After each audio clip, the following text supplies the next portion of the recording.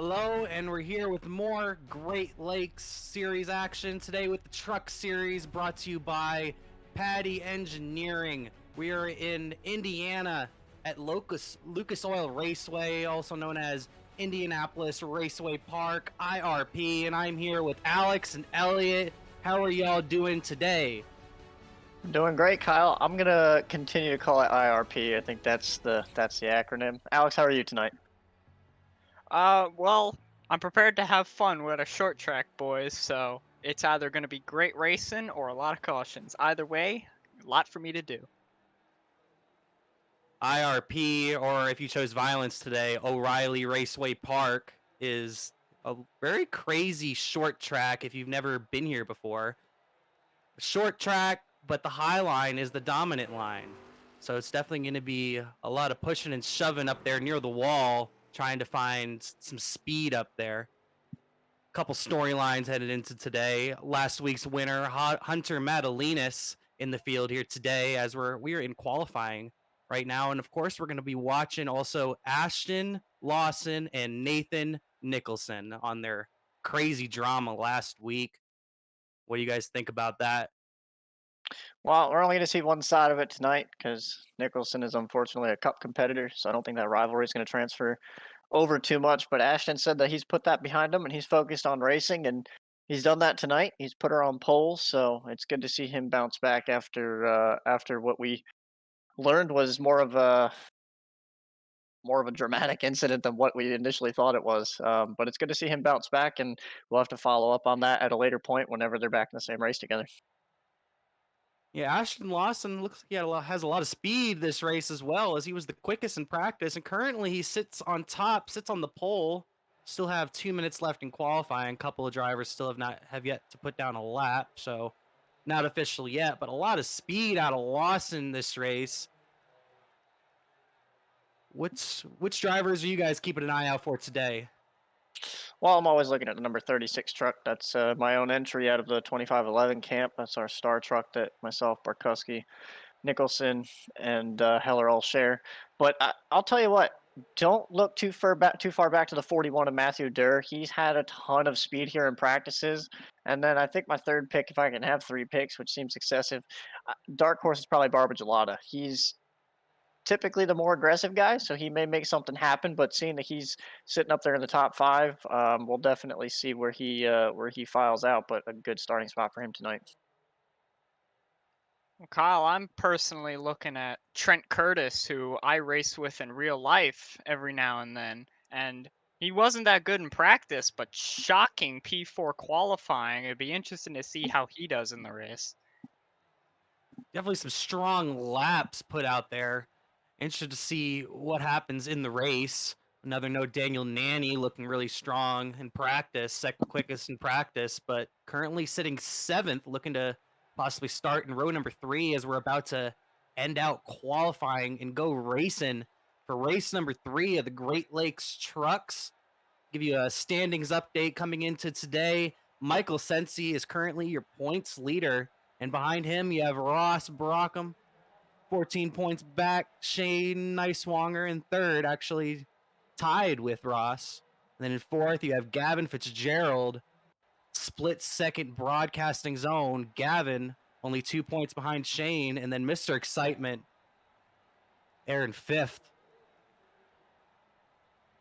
And they're beginning to grid up for the Great Lakes Truck Series, once again brought to you by Paddy Engineering. And I would also like to congratulate our pit reporter Alex on a top 5 Sunday night at Pocono in the very stellar FTF Cup Series. Great race, Alex.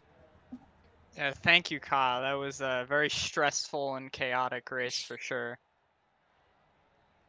I was in that race myself. I'm not as good as Alex. I was right behind him, and a couple laps later, I was wrecking. So there's that. Guys beginning to grid up, as I was saying. We have 200 laps around this short track today. They're going to be battling for the high line. You're going to be seeing a lot of slide jobs out there tonight. I'm probably going to be yelling on the mic, so stay tuned. These guys I think, are going to do 3 pace laps today for us. Any Any pit strategy you know of tonight, Alex? What's the pit window looking like? Well, if you want to be technical, the pit window is 45 to 47 laps on a tank of fuel, as these drivers have 50% fuel capacity. However, with this being a short track and cautions being very likely, I think we're going to be looking at 20 to 30 lap runs on tires before people pit to try and get a tire advantage. And we're definitely going to be looking at a lot of guys in the back of the pack taking advantage of tires, trying to get themselves some position on slightly longer runs.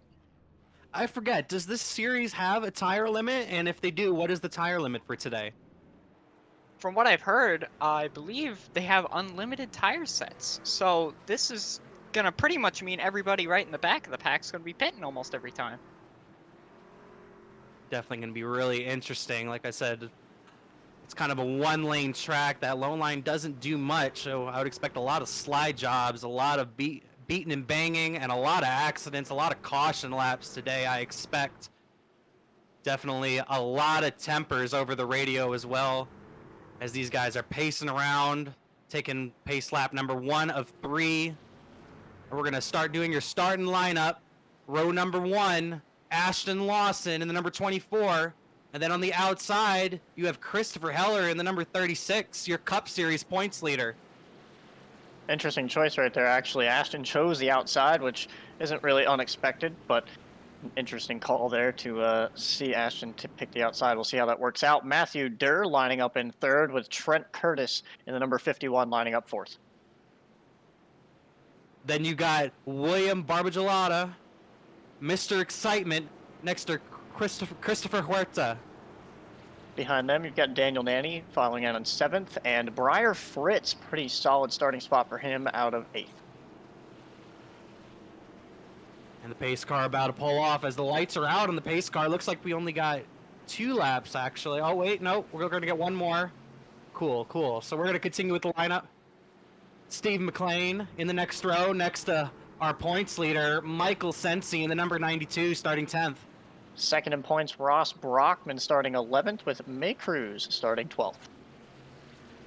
Next row, you got Aaron Duclos and Justin Mons. And rounding out your top 15 as we're halfway around this lap is going to be Jordan Gonzalez and Hunter Madalinas in 16th as pace car pulls in. We're about to go green flag racing here at IRP. Lawson's going to lead him down, and they're green here at IRP. Oh, and Matthew Durr almost spins it out. Lawson got to the gas really quickly, and a lot of drivers did not expect that, as he already has a couple car length advantage over the number 36 of Heller. Yeah, the positive that's going to do is that's going to break up the field a good bit. They're not going to be all bunched up, but Matthew Durr trying to get back in the throttle and get going. Got himself pretty loose there. Unfortunate start. It's going to lose him a bunch of spots, and track position is crucial here. He's back fighting for about 10th now. The field began to single out. Everyone began to get single file in the field. Like I said, this is a one-lane track. Everyone trying to save those tires for later in the run as we have a spin. It's Gavin. Oh, no. Anyone but Gavin. The number 14, Gavin Fitzgerald. Split second broadcasting partner has spun it around off of turn 2. Yeah, it looks like Matt Daniels got into him. Also put Frederick Kermeans on the outside while Tyler McClellan's involved as well.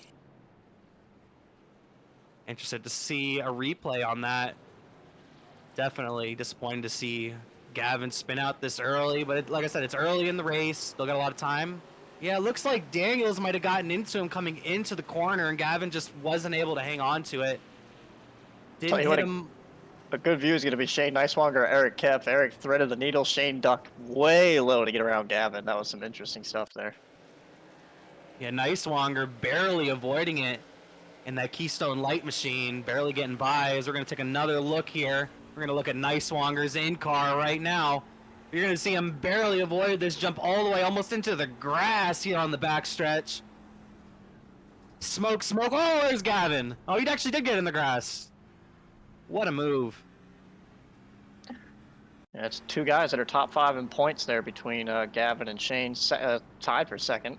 Technically 3rd and 4th in points coming in here, so not the start to the day that they wanted. They probably just wanted a nice clean start, see how long that was going to go, but 2 laps in and we've already got our first yellow flag. As you saw the in-car look for Kepf. Want to go to the comment section real quick. We got a hello. I don't know how to pronounce your name. I've been wanting to ask the last couple of races. Benick. Hello. Got some good racing here today. IRP. Got a quick caution to start the race. Looking to get green here soon. Taking a look at our race leader, Ashton Lawson, in the number 24 machine. Very strong in practice, the quickest, and then also quickest in qualifying.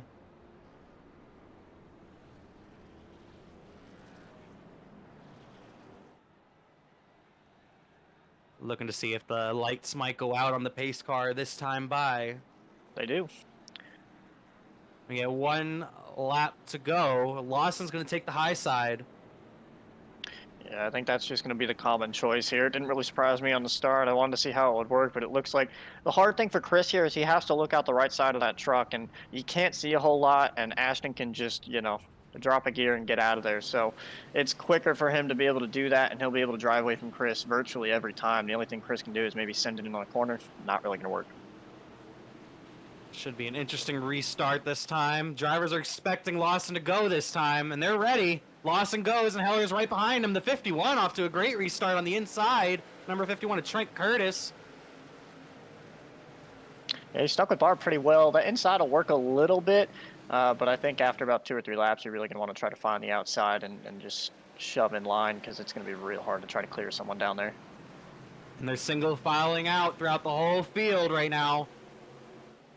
Pretty calm near the back right now. You see Briar Fritz, great move off the corner, able to take that spot.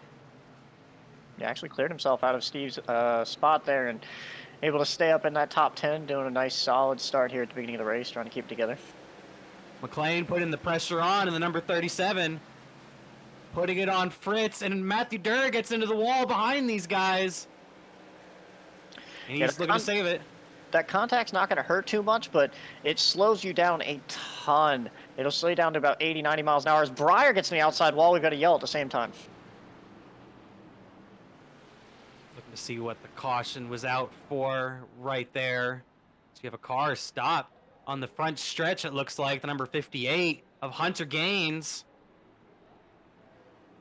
And that car is not moving.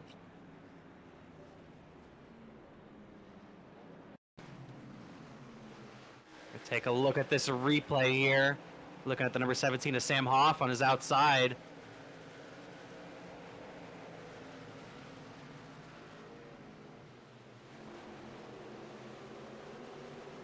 Looking to see what happens here at the 58. Still okay. Still not stopped on the racetrack and completely destroyed. As you see him come in here underneath the 17 of Sam Hoff. That Paddy engineering machine, he just spins himself off the corner and destroys the nose on that car. And that's a day ender right there, as Hunter Gaines is retired from the race.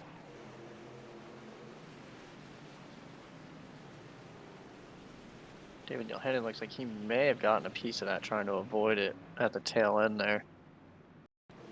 Oh, Yohanan almost did the same thing, actually. He may have caught the inside wall, too, at the same time. Huh. Very interesting accident there off of turn 4. Turn 4 is very loose. I've driven here a few times coming off the corner in turn 4. It's very loose if you get to the gas a little too early. Yeah, these guys are definitely going to be struggling for rear grip. It's going to be important to try to get that truck to roll through the center and try to get it clean off instead of just, you know, nailing that throttle down and really spinning up those rear tires and heating them up. You want to try to cleanly get through the corner nice and easy.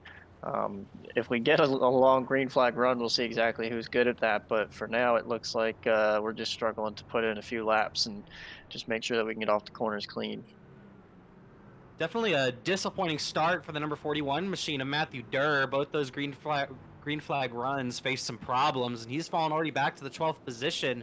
Shown a lot of speed in practice and qualifying. If he can get himself in order, there's no doubt I can see him up there battling for a top 5 tonight, but he needs to get all his eggs in a row, you could say. Aside from the guys that were mixed up in accidents like Gavin and Tyler have lost a bunch of spots, unfortunately, yeah, him and his teammate Frederick Kamines out of Defiance have lost 9 and 10 positions, 19 together. So both of them off to a very frustrating start here early on in this race. Biggest mover looks like it's currently going to be about Lewis Woodall, who's up to 27th from his starting spot back in 34th, or David Yelhinen, who's up about 8 spots up in 28th now. So those guys are both moving up through the field nice and easy, but we'll see how much further up through the field they can get, because it's going to be a struggle to pass here. A struggle to pass, only a 1-lane track, and you got 36 trucks battling it out. Should be very interesting and exciting. I'm expecting some of those drivers to come from the back to the front. Like, I expect Gavin to make some moves and get himself back up into the top 10. And Sam Hoff as well. Very quick race car driver. Expect him to make some spots in that Paddy engineering machine. As we got 1 to go. Green flag will come out this time, and it looks like Ashton actually picked the low side this time. Very interesting call, Elliott. Yeah, he may have just listened to me saying that picking the outside was going to be the standard, and he said, no, it's not the standard anymore. So interesting call to see it, but I mean, regardless, it should work either way. I just feel like you kind of want the edge of being on the outside here, but we'll see how he does on the inside, and they're gone. Yeah, he gets off to a good restart. This Lawson, Heller kind of sleeping there. Barb going to threaten him. It looks like the 88 got the wall out of 4 on that restart. He keeps on going. The 36 and the 27 battling it out for second. Looks like Sensi might try to clear the number 88, trying to clear Christopher Huerta. He's got him. Steve McLean to the inside now. McLean showing some speed early, making some spots up, and he's going to clear him going into 1. Yeah, Huerta's just not really able to get off the corner, it looks like, and these guys are just driving it down in there and then just able to coast it right around him on the bottom. Breyer's in the outside wall again there. Number 88 of Huerta continues to fall back as the number 39 of Justin Mons. He's going to pass him. Just continues to fall back, maybe taking it easy on those tires, or maybe some of that damage to the side could possibly be affecting him. It's a short track, shouldn't really affect the truck, but it's curious how quickly he's falling back.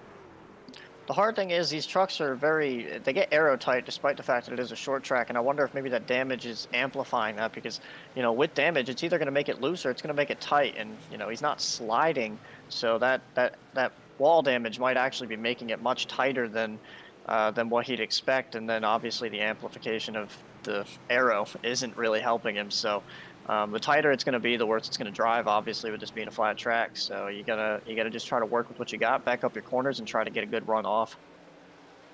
As you see on your screen, Split Second Broadcasting's partner, Gavin Fitzgerald, making power moves, trying to get himself back up to the front. The 88 is in the wall hard.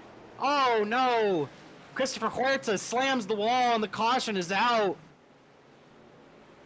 I don't know what is going on with that 88 car, but he just hit the wall real hard. I caught it out of the corner of my eye. Yeah, that was some door contact with Breyer off the exit. It looked like a weird bounce regardless, but they definitely made hard door contact to put Huerta up there. But the way that car bounced, it looked more like their tires touched the wrong way, and it didn't really do them any favors at that point. Looking at the number 46, Michael Levine. Got some damage from that incident. We're looking to possibly get a replay for you here. Looks like DuPont just gets into the back of Levine here. In a separate incident from Huerta. Yeah, those guys in the back are racing hard. Some of them have fresh tires, some of them don't. They're really, I mean, they can go 3 wide and try to force moves, and at some point you just get some guys that are trying to go places where other guys aren't and trying to go faster than some other guys, and that's what happens in that situation. You get guys jam-packed on top of each other. So looks like that actually stemmed from some contact against the wall, and Aiden just couldn't really get out of the gas quick enough. But we got some guys pitting here. We got Ross Brockman on pit road. We got Matthew Derrick, Christopher Huerta. I'm gonna get that right eventually. Justin Benda, Frederick Kamines. So it looks like a couple of Defiance guys, Lewis Woodall, and some of these guys deciding, let's take tires and see what this does. Maybe they'll go green for a little bit and we can use them up. And sound like Briar Fritz might have gotten hit on pit road there. Very, very crazy down there on pit road.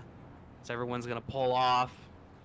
Not everyone decided to make that stop this time around. Ashton Lawson, your race leader, stayed on the racetrack.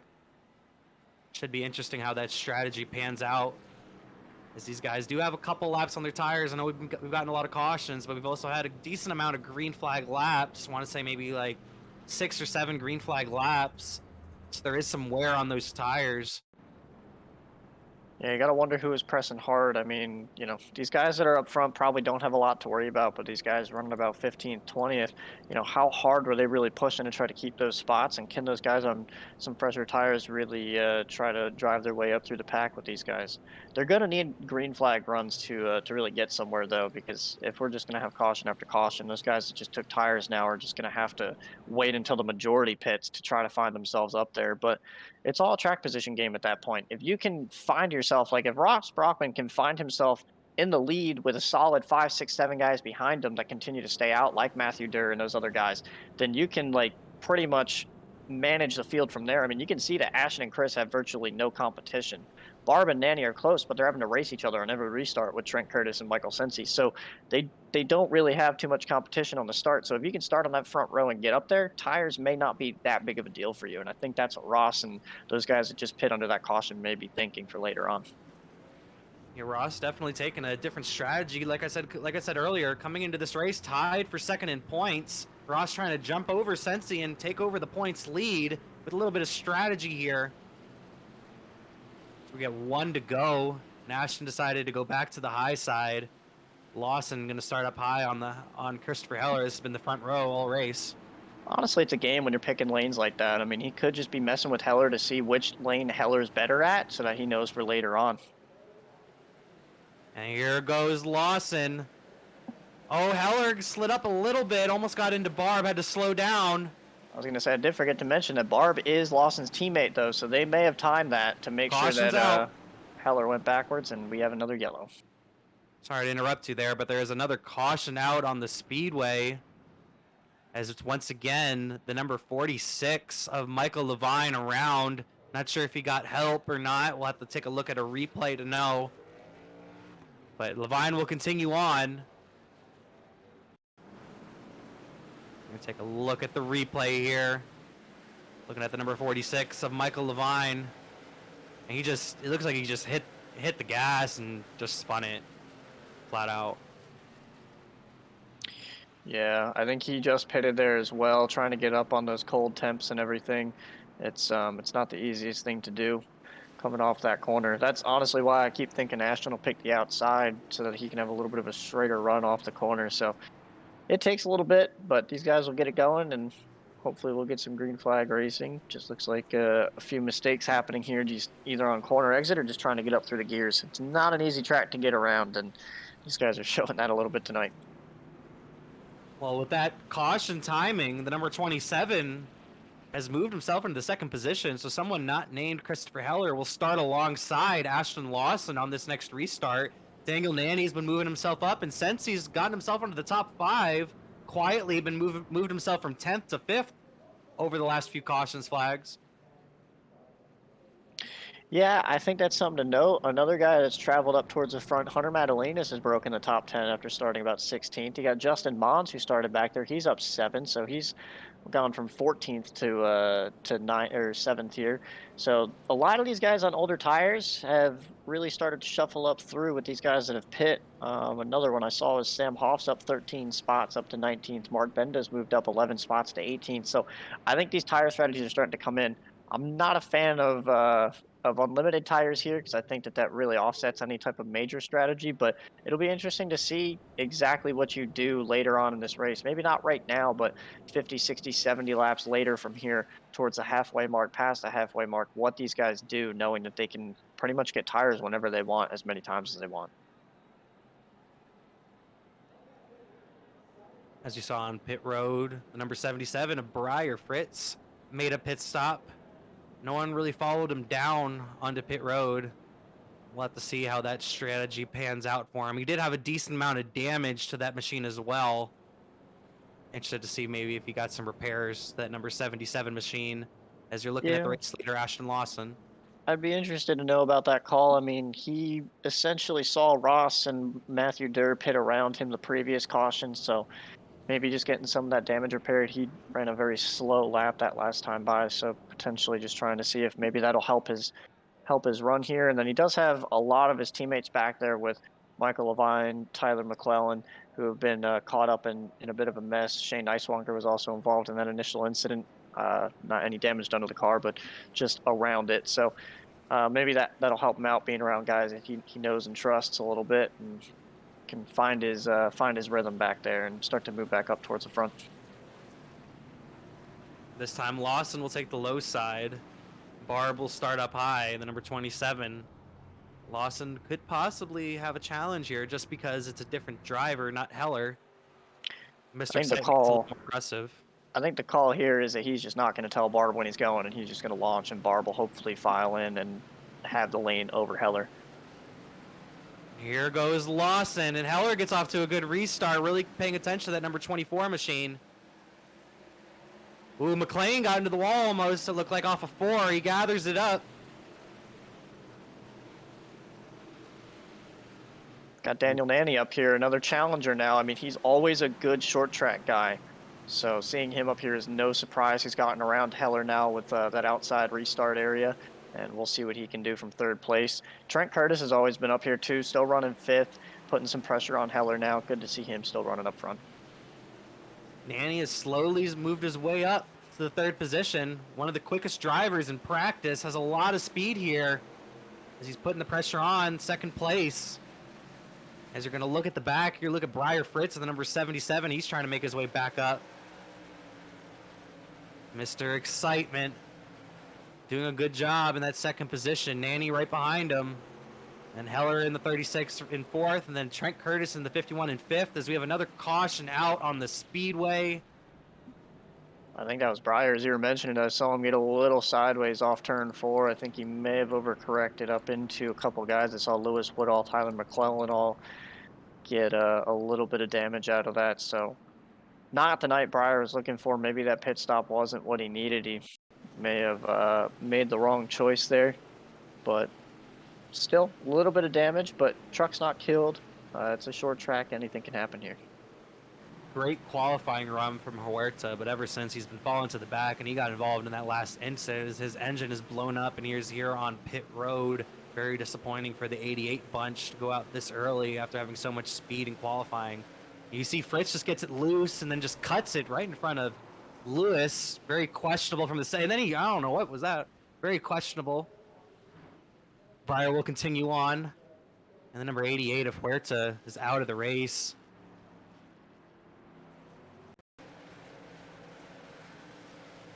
He was able to save it, the number 77 of Briar Fritz, and continue on. A lot of damage to the number 44 machine, it looks like, as well.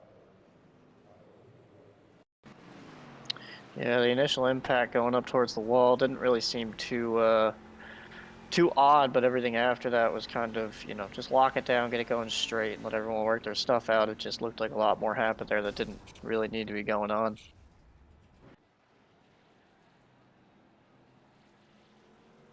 Looking at our front pack, the Lucky Dog gonna drive around. It looks like the Lucky Dog this time was, give me a moment, David, how do you say his last name? Yellaheen? David Yelhanen. Yelhanen. That's what I'm going with until he tells me otherwise. Taking a look at our race leaders here, as we're hoping to get the one to go this time by. Interested to see if Lawson's going to take the high side or the low side. But like you said, Elliot, I don't think it much matters, as Lawson looks like he's just kind of playing around, seeing what he can do on the high side and what he can do on the low side. Yeah, I think my eyes are kind of on Danny at this point. I want to see if someone can do something from that 3rd place position. We saw Chris didn't really have a lot of luck there last time, so we'll see what he can do this time as they stay out for another lap here. A little bit of an extended caution probably for the Lucky Dog having to go around, but I'm interested to see what Daniel Nanny can do. We know he's aggressive. We know he's fast. There's no reason why he can't drive his way up here, but it'll be interesting to see if he can make that inside work, because Chris wasn't able to make it stick last time. And Bem Bennick, next week we will be at Homestead. We will be at Homestead, Miami next week here in the GLTS. For you asking where we're at next week. And also on Thursday, we'll be racing at Atlanta for the Great Lakes Cup Series. Same time, it'll be 125 laps there. That should be a lot of fun. Just taking a look through the field, looking at Eric Kepf in the number 63. Good run from him. Kept his car pretty clean so far. Surprisingly clean for the racetrack.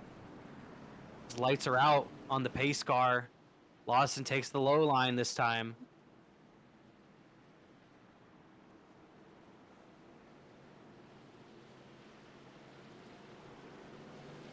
The pace car pulls off. And we're going to go on board with the number 36 of Christopher Heller for this restart. And Lawson's off to the races. Nanny really pushed Heller out wide there, was able to clear him that way, and Heller's going to look back to the inside. Barb's putting pressure on Lawson, but I don't know that he's going to be able to do much. But again, that's what I wanted to point out about Nanny. I'm impressed that he was able to do what he did. Before, Heller couldn't even stay in third. Nanny was able to make it work. So it shows that if you have the right jump, that you can stay there, but it is really hard to do so. But Nanny pulled it off really nice. Nanny been looking strong all day in that number 30 machine. Looking to put some pressure on the number 27 and the number 24 as the front five singled it out, and you have McLean making a move for 6th. The number 37 continues to come up through the field. And Sensi's going to fall back to 7th. Then you have Hunter Madalinas right behind him in the number 9 machine. Sensi gets off the corner good, but then hits the wall as they both get sideways. Great save from both of them, and Hunter's going to pounce on the number 92 and get to his inside.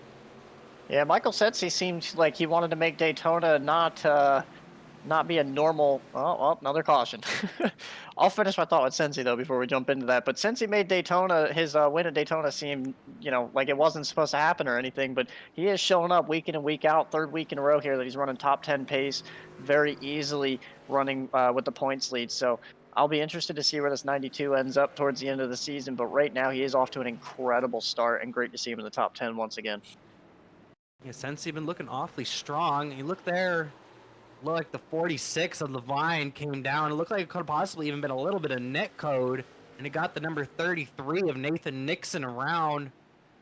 Got some nose damage, but it looks like he will continue on in the number 33 machine. As Sensi's on pit road. Our points leader is on pit road. Well, I said I was proud of him running the top 10. Let's see if I'm proud of him with this decision that he's making.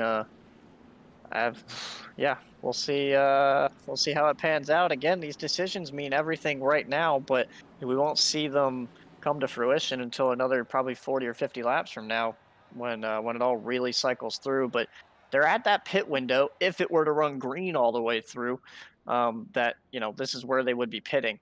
So not very surprising to see them pit here, but it'll be interesting to see how many more laps they can go with the amount of cautions they've had. Obviously, we don't have any idea how long these guys can go or how much they can save under caution. So I guess we're all just waiting to see when these guys are going to run out and how long they want to stretch it. But since he also doesn't want to be the guy caught out under a green flag run and have to pit, who says that they don't just go green from here and all these guys have to pit in 20 laps, and then since he's the one with 40 laps of fuel and he can go all the way through this run and put them a couple laps down. So there's a lot of strategy being played out throughout the field, and I don't think we're really going to see the end of it until we get everybody pitted all the way together. I think Ross might have been listening to you as the number 52 is on pit road of Ross, and then Anderson Bowen also on pit road. Might have been listening to you there. So they're going to get some tires and some gas and continue on. You also have the number 17 of Samuel Hoff in that padding engineering machine.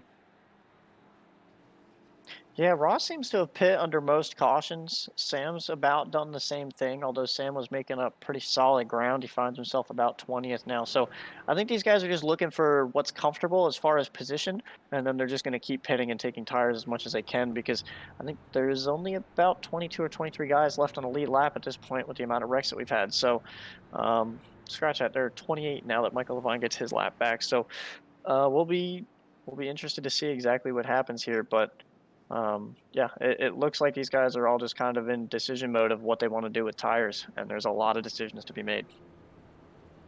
There's 15 drivers who have still yet to make that pit stop. Your whole top 14 plus 17th place James Shiflett have yet to make that pit stop. I would also like to mention that today's broadcast is brought to you by SDK Gaming. SDK Gaming and Paddy Engineering, which I have mentioned before is the Great Lakes Truck Series sponsor. Great to have such great sponsors on board for such a phenomenal series, the Great Lakes Series. As we get the 1 to go, lights are out on the pace car. Ashton Lawson's going to lead them down to the green flag as he picks the inside this time around.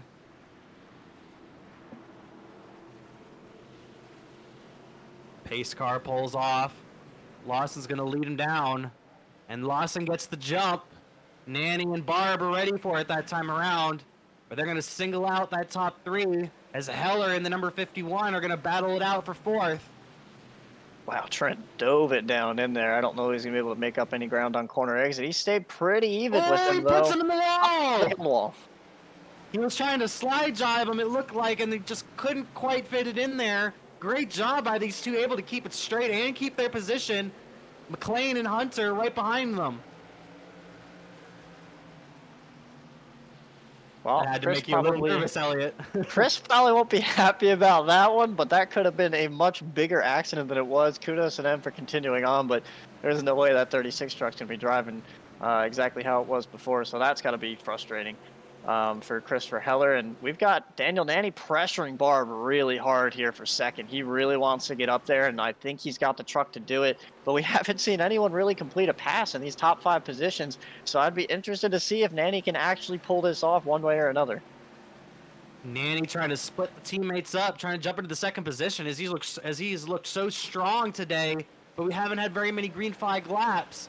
Seeing if maybe we can get a longer run, seeing who could save their tires.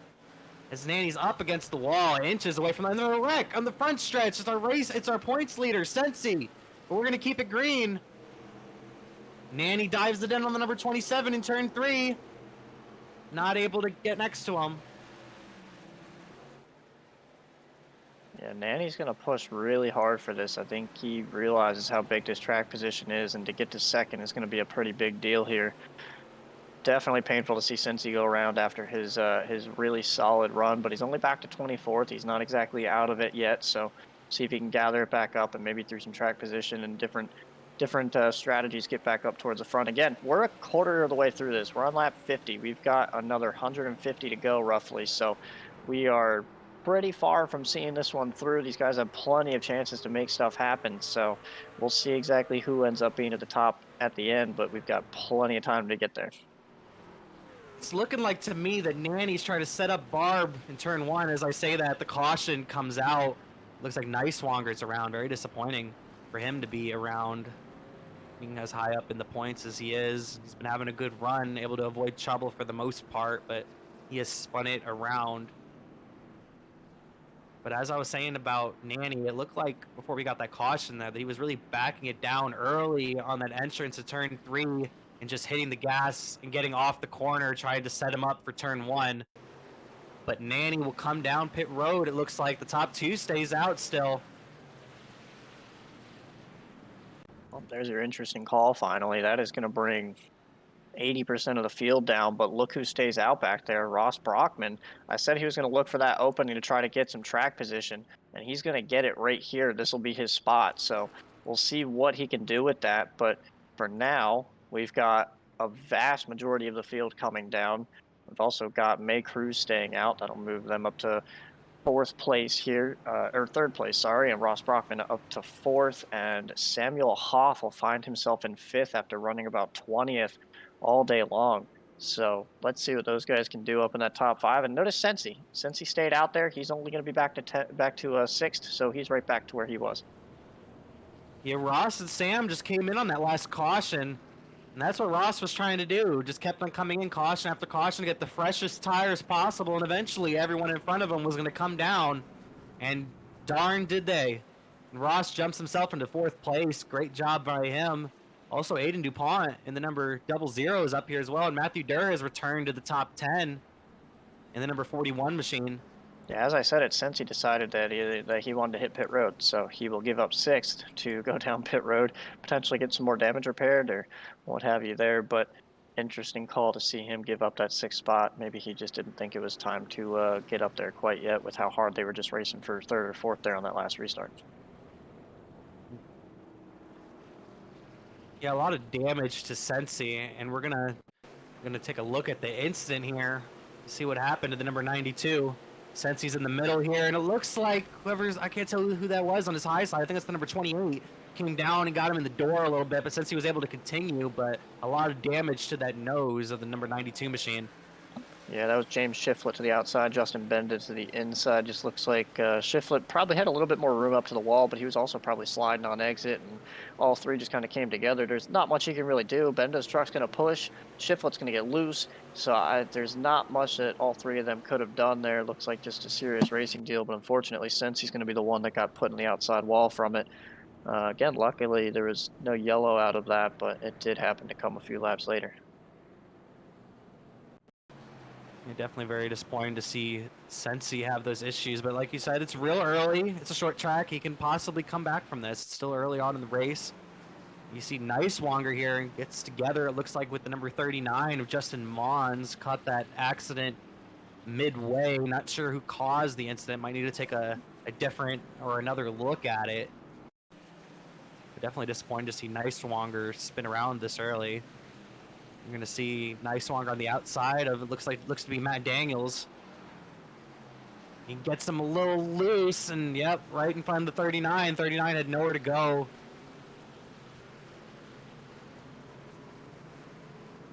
Number 39 of Justin Mons, very disappointed for him as the pace car pulls off. Ashton Lawson's going to lead him down to the green flag. Great restart from the number 24. Barb right behind him. May Cruz also on old tires, and caution's out again.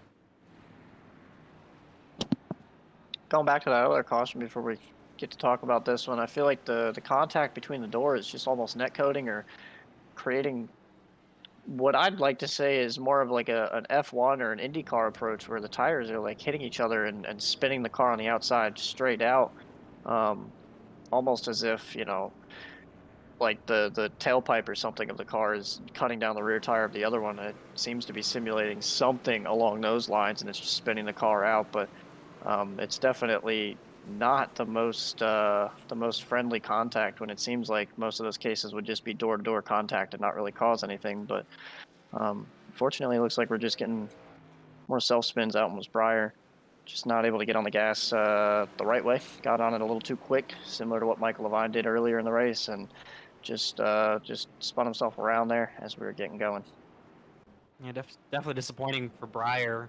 Breyer, I think he has a good amount of speed here today, but just hasn't had the luck. A lot of incidents from the 77 today. A lot of damage to that machine.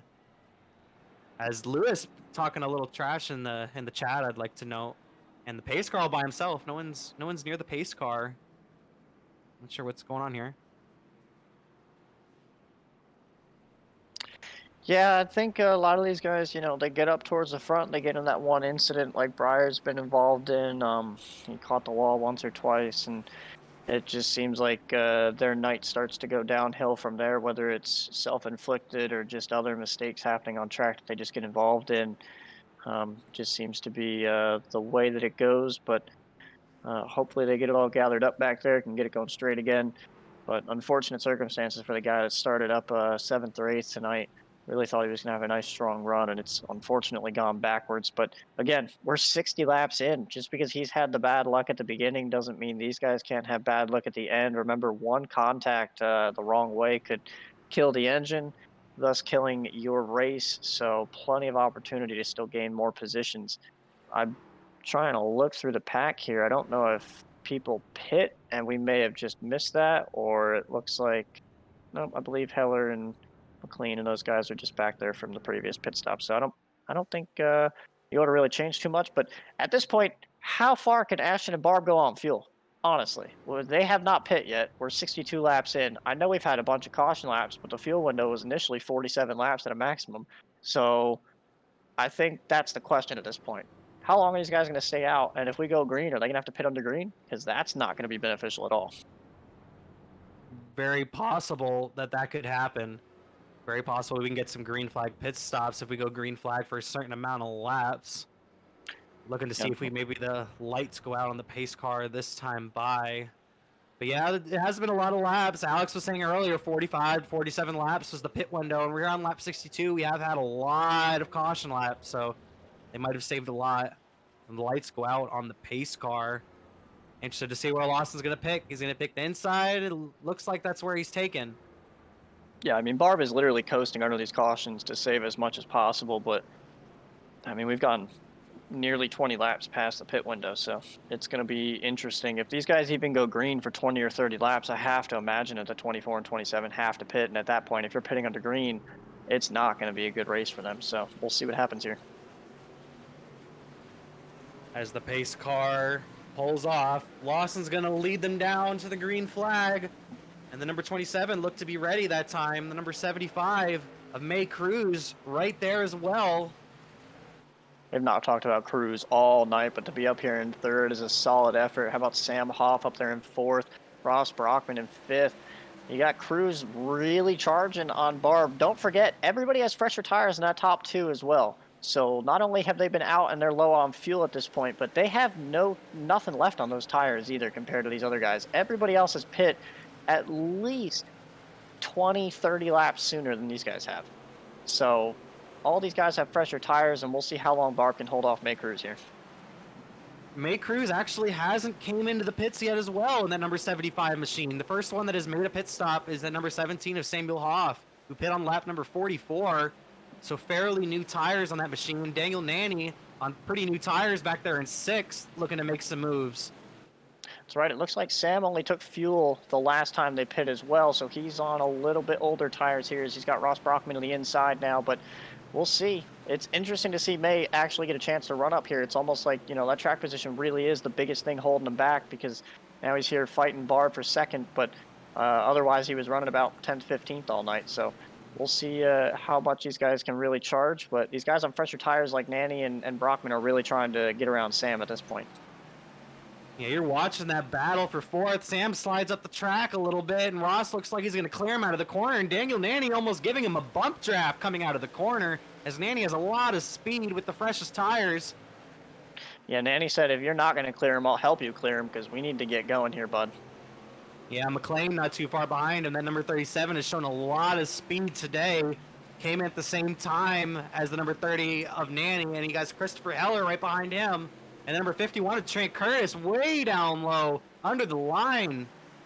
Curtis is trying to make lanes work that I didn't know existed at this track, but, I mean, he's been running top 5 all day, top 10 all day, so, you know, I may just be the one that's wrong, but he is doing some crazy stuff back there and making it work. Number 51 is my number. It's a very special number for me, so it's good to see the 51 tearing up the track like he is. Trent Curtis having a very good day in the number 51 machine. Hunter Madalinas, though, going to come up on the high side. Our road course ringer, doing well on the short track here today, but in the top 10 all day in the number 9 Monster machine. Yeah, that inside line didn't really work on corner exit there. It really helped Hunter get a big run. He's going to be held up behind Sam trying to get around him, though maybe the 51 doesn't get a good run off the corner again, and Hunter can do the 1-2, get around Trent, and try to get to the inside of Sam. Yeah, very interesting. This top 3 is kind of broken away from all the fresh tires, which is very odd, and they've kind of spread out, not missing anything up front. But Nanny has moved himself into the 4th position and is beginning to drive away from Ross. Yeah, I think they were able to distance themselves because Nanny and Ross and those guys are back there either fighting Sam or themselves. So we'll see exactly what kind of times Nanny's putting down here, but at this point, I'm still questioning how far Ashton and Barb can go on those tires and that fuel cell, because, I mean, if they have to pit under green, like I said, they're going to go at least 1, maybe 2 laps down. And at that point, if they get a caution right after that to where it doesn't cycle through, they're going to be in a really bad spot. So Ashton and Barb looking great right now, but the strategy call may be the death of them for this race, because they've been running up front all day. And if they have to pit under green, it's going to be worst case scenario for them. Hunter and Sam battling it out at the front of this pack. kind of making the pack, building it up. Samuel Hoff falling back. Hunter finally gets past him, as now the 51's going to try to dive underneath them once again. The 51 underneath the line there. Very interesting line from the 51 machine.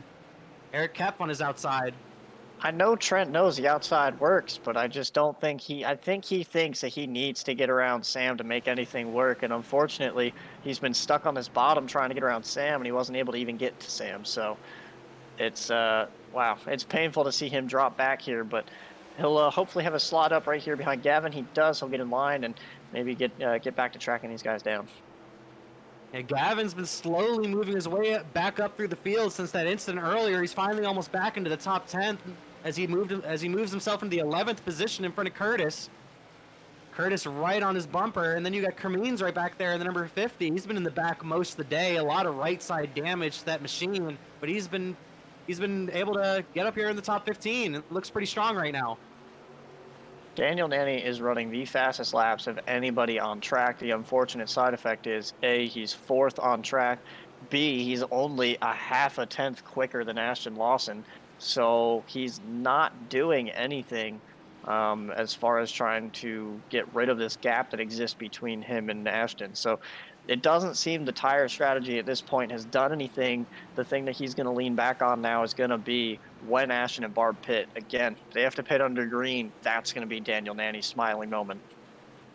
Lawson approaching some lap cars here. Levine all the way up against the wall. Not going to give him the top, it looks like, in the 46 machine. Going to look like he's going to make him pass him down low. This is going to cost Lawson some time here, Elliott. Yeah, not the most ideal situation for Ashton. Michael gives way through turns 3 and 4, and Ashton can continue on. But, you know, it's not exactly the lap cars, you know, prerogative to get out of the way at that point. They can run the lane if they want to run. It's up to the faster car to make it work, as Michael catches the wall there in 1 and 2 right in front of Barb. But Ashton made pretty quick work of it, didn't lose too much time out of it, and he'll continue on and put his sights on Lewis Woodall now. Barb's going to hit pit road.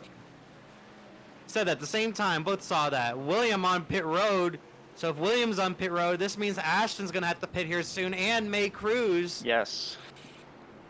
And this is exactly what Nanny wanted. Now he doesn't need to race anyone. He's already cleared himself of Stephen McLean. He's already cleared himself of Chris Heller, Ross Brockman. He can set sail. He's gone. He will be your leader when these guys pit. The question is, they're going to run it out. They have to run it out because watch Barb is going to go probably at least 1, again, if not 2 laps down. He's 1 lap down there. It's just worst case scenario to have to pit under green at a track this small. Barb's off pit road, so it looks like he's only going to go about 1.5 laps down, but it is not the ideal situation as Ashton hits pit road. Lawson's on pit road. May Cruz stays on the racetrack, and Nanny's going to try to slide job Cruz. Cruz dives it down low, not going to let the 30 clear him. But the 30's going to lead the lap. I was going to say Nanny needed to play it smart there. Somehow he made it work without making any contact. I thought for sure that maybe they'd make some contact on corner exit running that close, but Nanny made it work. May Cruz onto pit road, and Nanny assumes your race lead.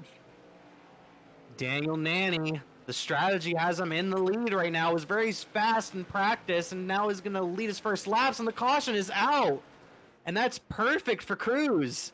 Yeah, honestly, Cruz might be able to get service and not be affected by this. Ashton will probably be your lucky dog.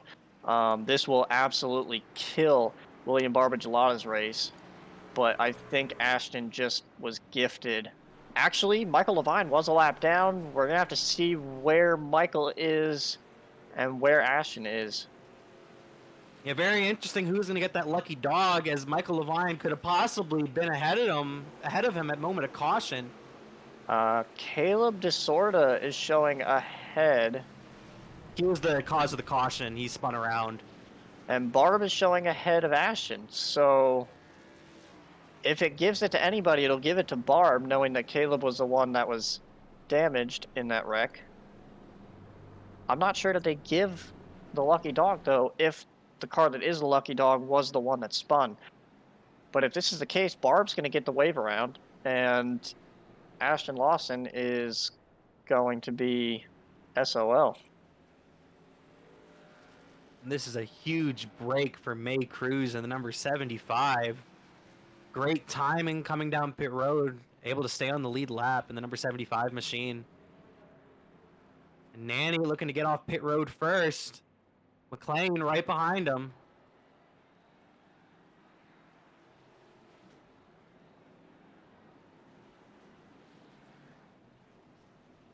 Drivers over the radio. Ashton Lawson confused at why he is not the lucky dog.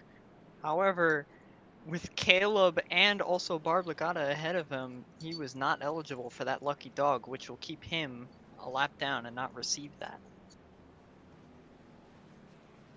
Definitely some very interesting stuff going on down here as Ashton Lawson has led every lap of the race. And he's gonna sounds like he's stuck a lap down in the number 24 machine. Gonna have to be hoping for a caution, as there's been plenty of them today, but we just had our longest green flag of the run, green flag run of the day right there. The unfortunate thing for him is people like James Shiflett and other drivers, Jordan Gonzalez, Matt Daniels, Christopher Heller, have all stayed out here. Ashton's going to be trapped a lap down. He can't get the wave around, and Barb was already gifted the free pass. So, again, I said pitting under green was going to be worst case scenario for these guys, and that's exactly what happened there. Unfortunately, it'll hurt Ashton. I thought it was going to end up hurting Barb the most, but it looks like Ashton's going to be the one dropping to the tail here and continuing this race a lap down, hoping he can potentially get back on the lead lap later on. But again, 87 laps into a 200-lap race, only one lap down, not a big deal. Assumption is we'll definitely get a caution here in the next 20 laps, and he'll get that free pass and be able to get back on the lead lap. But trying to pass all of those cars from about we have 25 trucks on the lead lap is going to be easier said than done on his end for sure. And I was actually mistaken. It looks like May Cruz actually did get caught a lap down. Very disappointing for the 75 machine, as I thought the 75 was able to stay in the lead lap there, but it looks like just got put a lap down when the caution was coming out.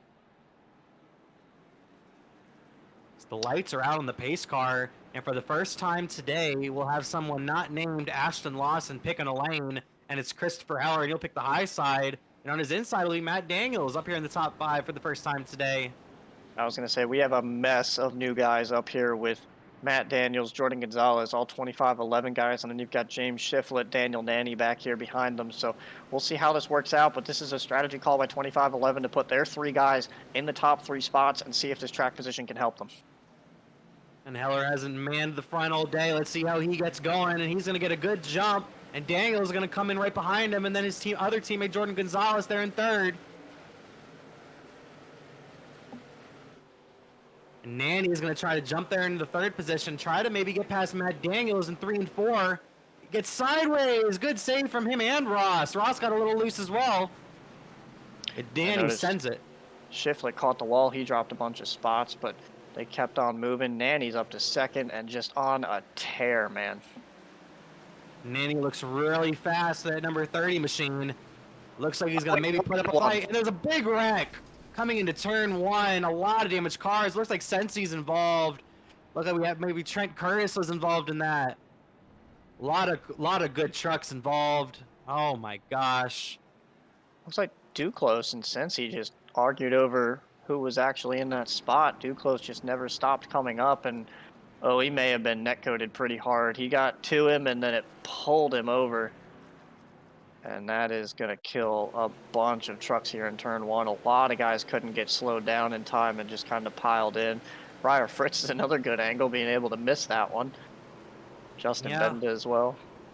As you guys take a look at that replay, it looked like Duclos and Sensi just got a little too close. Sensi might have came down a little bit on the front stretch, and then iRacing, once again, it looked like netcode might have caused that incident there on the front stretch as they just started piling up in turn 1. Very disappointing for our points leader, Sensi, to be involved in that. And Duclos, who's kept the car pretty clean all day, been running around 15th most of the day. Very disappointing for him as well.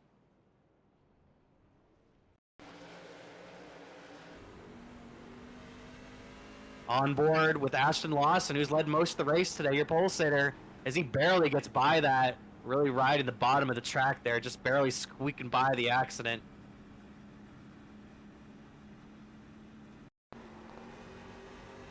Well, Lawson, I think, just got the caution that he needed to maybe get back on the lead lap.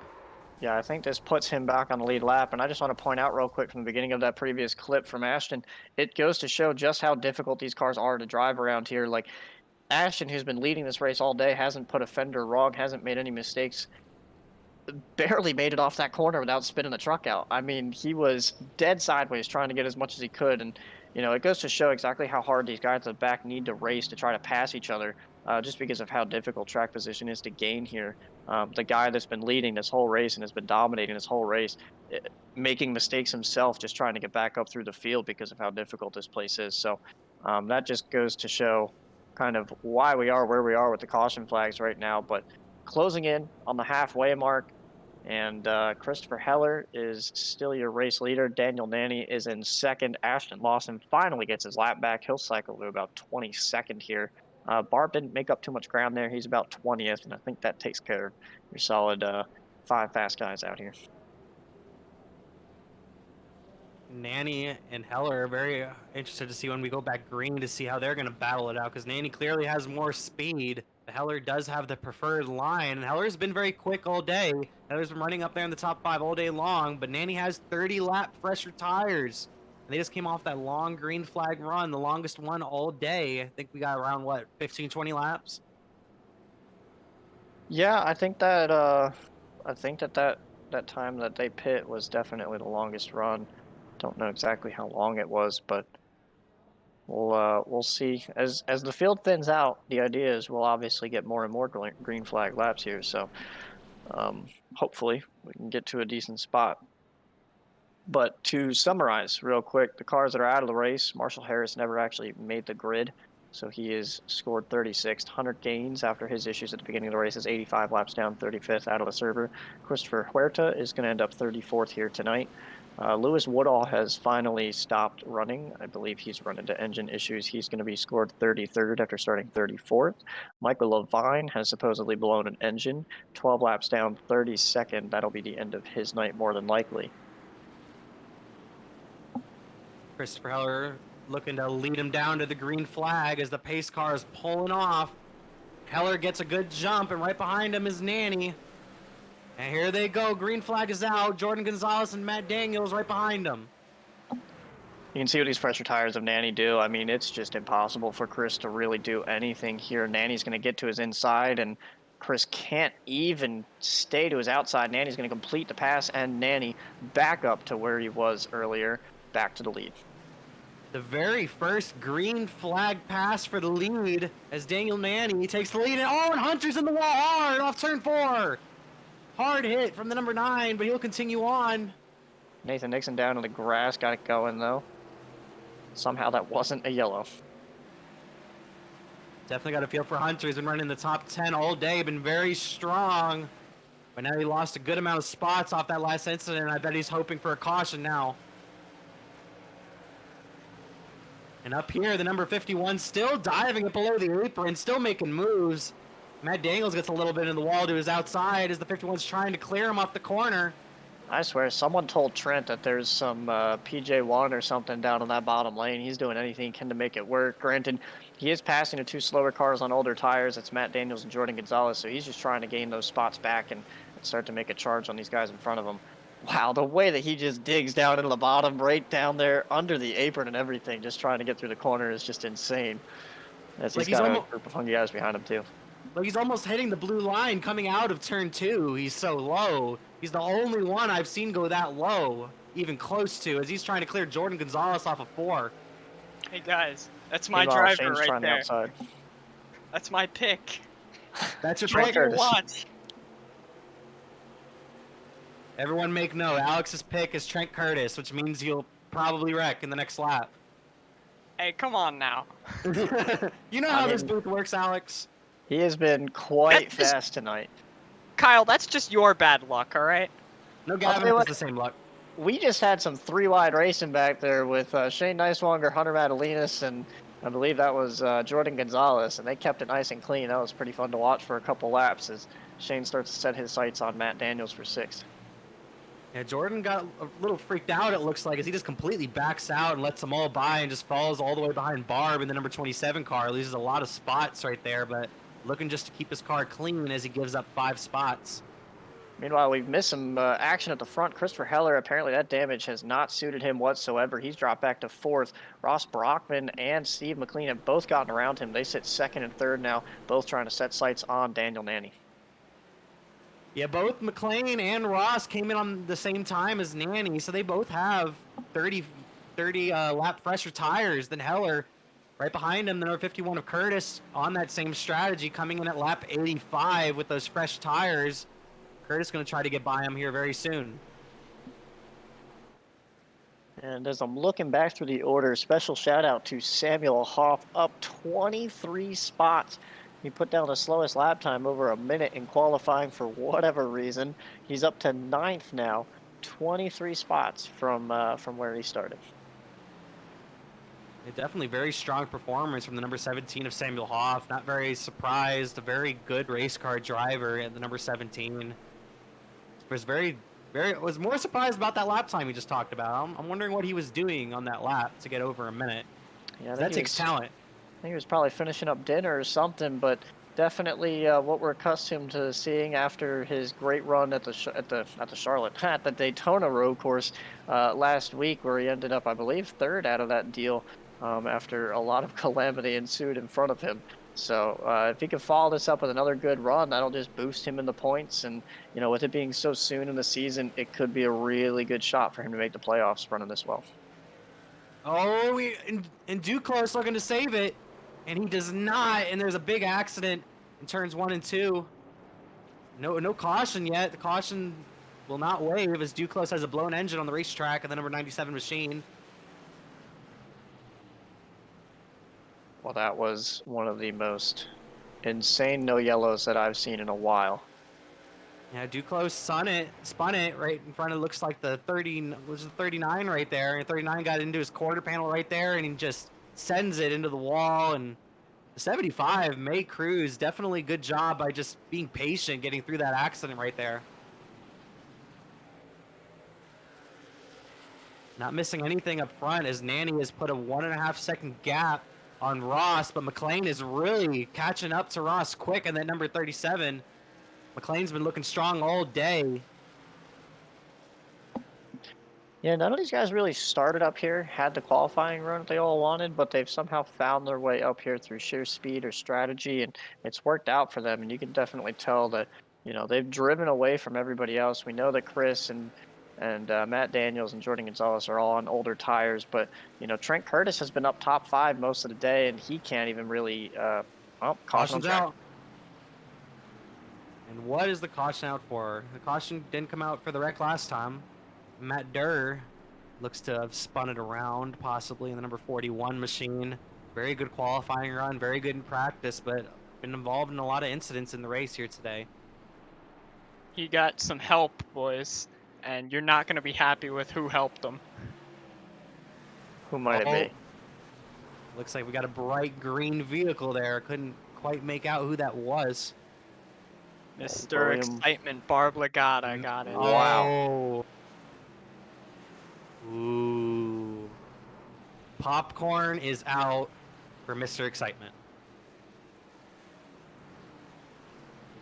Yeah, just tried to exit that corner. Got too close to his door and pulled him down towards him. Trent Curtis is going to be the only driver I see staying out under this caution. Not sure what the call on that is, but his last pit stop was only lap 84, so probably not the worst call. Looks like Justin Benda might be pulling the same strategy as well. He pitted on lap 84. So we will see what these guys do, but I don't know, 30, 40 laps on tires is a little interesting.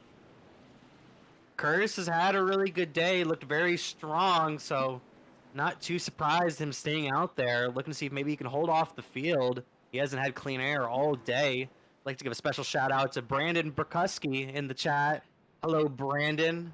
iRacing, I agree. iRacing is acting like they're driving okay with that last incident that happened with Duclos. Drivers pacing around the racetrack, some pulling off pit road still. Trent Curtis stayed out on the racetrack, and it looks like he might have been the looked I like think he he might have been is. the only one. Yeah. Yeah, I believe Justin decided to hit pit road the second time around, trying to potentially cycle himself to the back of the field and just try to stay out of whatever else may happen over this next second half of the race. But Trent Curtis definitely going to stay out here and see what he's going to do. I'd like to point out, May Cruz got the lucky dog right there, and also Ashton Lawson looked like he might have just done a little gas and go, or maybe even 2 tires, as he got in front of all these guys in the second position. Yeah, it's No, another he's still strong up down. call. Oh, He's actually still up down.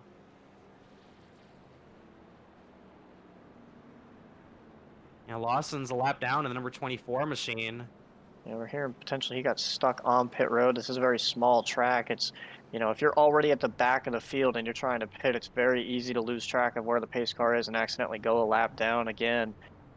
He's had pretty rough night after starting it really well. So not where he wants to be, but again, only lap 113, just over halfway, 1 lap down. You can gain that back pretty easy. He's got a fast truck. Hopefully he's not too hopefully he's not damaged or anything, and that's why he ended up getting stuck a lap down, but we'll have to see if he can work his way back up through the field. Ashton Lawson, if you end up listening back to this broadcast and you win the race, I'll give you $10. I will give you $10 because that would be so impressive.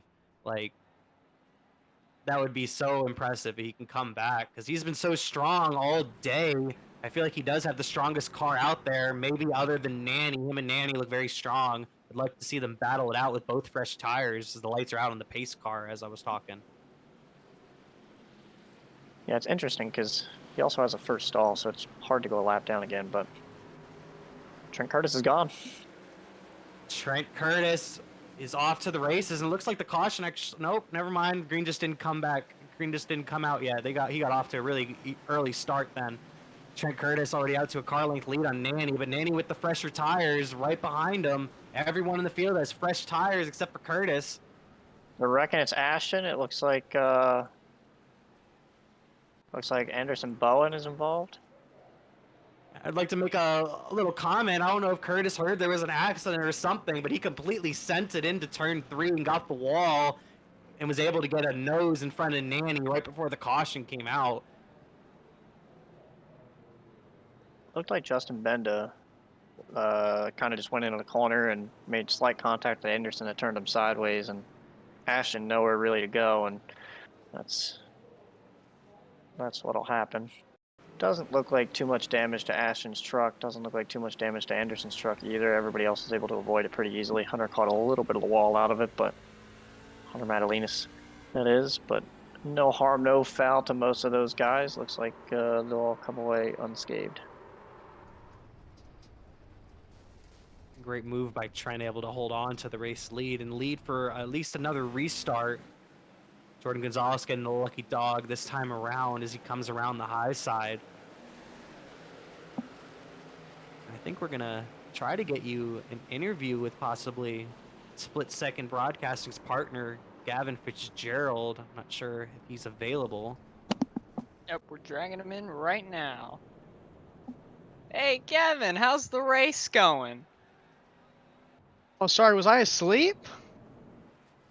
It's I don't know, like I think we're really pushing the record for most cautions here. I mean, we've had a good run. The Giant Tiger Ford's been fast, got wrecked out on the like 5th lap and drove it up from 30th back up here in the top 10. So we're having a good night, but overall it's just been a bit of a mess, but I've kept my nose clean for the most part, stayed out of everything, and we're having a good night. Yeah, you're in 9th position right now, ahead of a lot of dominant drivers early on in the race. What's your thoughts on that? You know, I know that we got a good couple charging trucks coming back here, but it's so hard to pass here. I don't see anyone really coming from very far back unless there's a major tire difference. But even then, like we saw it on that last restart, we had a couple guys stay out on old tires, and they really, you couldn't get past them. Like on the restart was really our only shot at them, but after that it was just ride the high line. So I'm interested to see how it'll turn out. Yeah, we'll definitely be looking to see for some more passing, maybe even see you move up a little bit. Can you do that, Gavin? Yeah, don't. I'm working on it. I'm working on it. I got faith. I think we'll have a top 5 tonight. Knock on wood. All right, we'll bring it home for split second. All right. Yes, sir. I will. All right. Thank you, Gavin, for that one. You listen to Gavin Fitzgerald, split-second broadcasting partner, having a very good run today after his incident earlier. Currently in the 9th spot. You see right there in front of Eric Kepf. Trent Curtis stayed out on this caution still. Still the only one on them old tires. Looks like he's going to take the low line, actually, on this restart. I don't know about this one, Elliott. I believe he's hoping that he can get a big enough jump. I don't know if him and Steve are teammates. They're not in the same manufacturer, so assumption is no. But I think he's just going to try to get a big enough jump to try to get away from Nanny. That's really all he can hope for with those older tires. Maybe hope that Steve can stay underneath Nanny, but I think the only person that has anything for Nanny is Ross Brockman. We'll see if he can do it. Trent Curtis gets going. He jumps all the way down to the apron, almost into the grass. So I guess that's why he was taking the low line. Really cuts the corner there.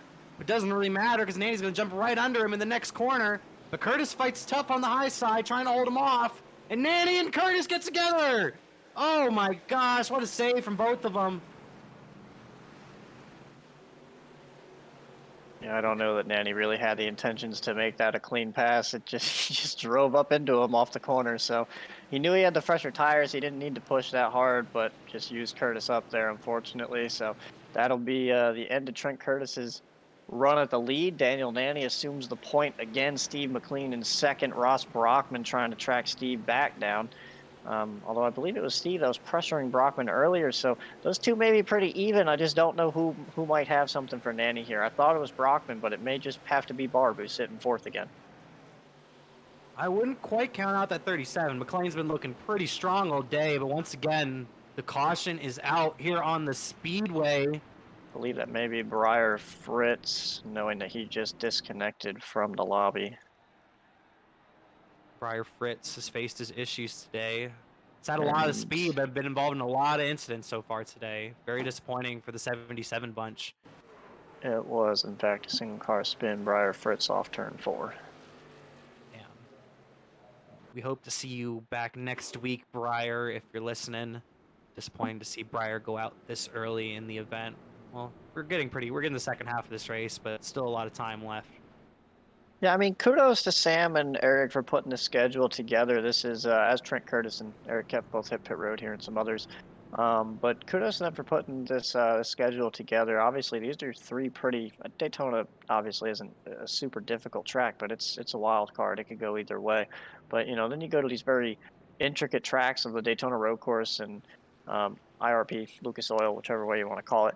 It's a difficult start to the schedule, so I think they're all kind of looking forward to getting to Homestead next week and start to look towards those mile-and-a-halfers and see what they can really do on some wide open tracks. Ashton Lawson is going to be your lucky dog this time around, so that'll put him back up in the top probably 25 or so here. I believe that puts him 18th, actually, 18 drivers on the lead lap. And the driver that has led the most laps here today gets back on the lead lap, Ashton Lawson. And you were saying how next week is Homestead, but the week after that, I think we have the biggest wild card of the season. I think we go to Bristol Dirt the week after that, so that should be insane. Excited to see what these guys do there. Yeah, I need to double check the schedule and see exactly where the season really starts as far as mile-and-a-halfers, because they've got some really difficult tracks between obviously Bristol week 5, then they go to Kansas, which is still pretty much a one-liner outside lane. Pretty much, it's gonna be hard to make any ground up there. And then Richmond, Darlington, Coda, and then you get to go to the Charlotte Oval, Texas, and then back to New Hampshire and Pocono. So, man, they've got their work cut out for them in this regular season before they get to the playoffs, and it'll be fun to see who can get their head above everybody else's by the end of these first 15 races. As we do have a playoffs here in the Great Lakes Truck Series. Playoffs will start at Michigan on race number 16 on September 28th. And it'll be a 12-car or 12-truck playoff system. We're going to take a look back at this Daniel Nanny and Trent Curtis incident.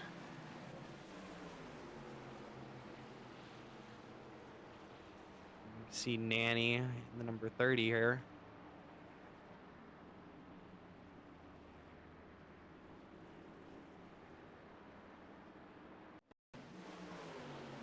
Here we go. This might be the incident right here. Nanny underneath Curtis here, and yeah, just got him up into the wall right there. I don't think that was his intent, but just definitely drove it a little too hard, as you were saying, Ellie. Didn't really necessarily need to with those fresh tires.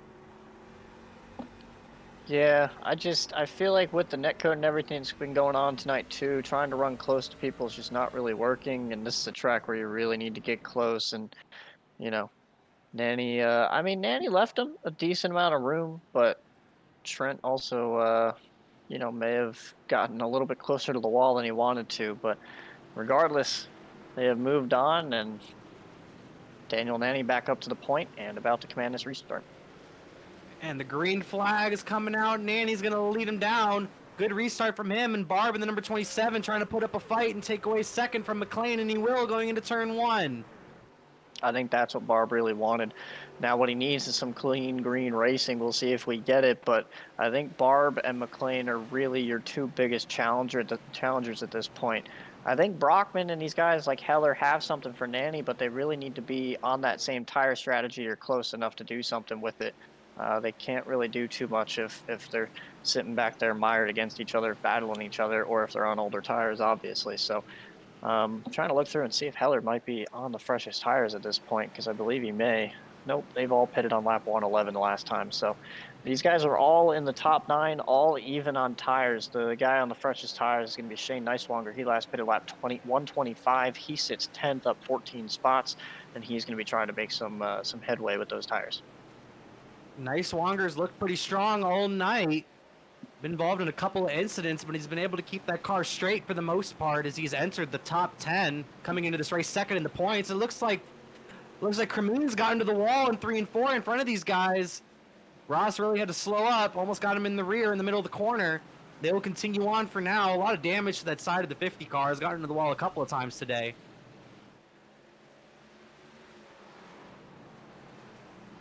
Shane Battling it out attacking down the Hunter Brittle backstretch. here. Shane has a lot of speed in that number 49, that Keystone Light machine, trying to get in front of the number 10 of Hunter Brittle.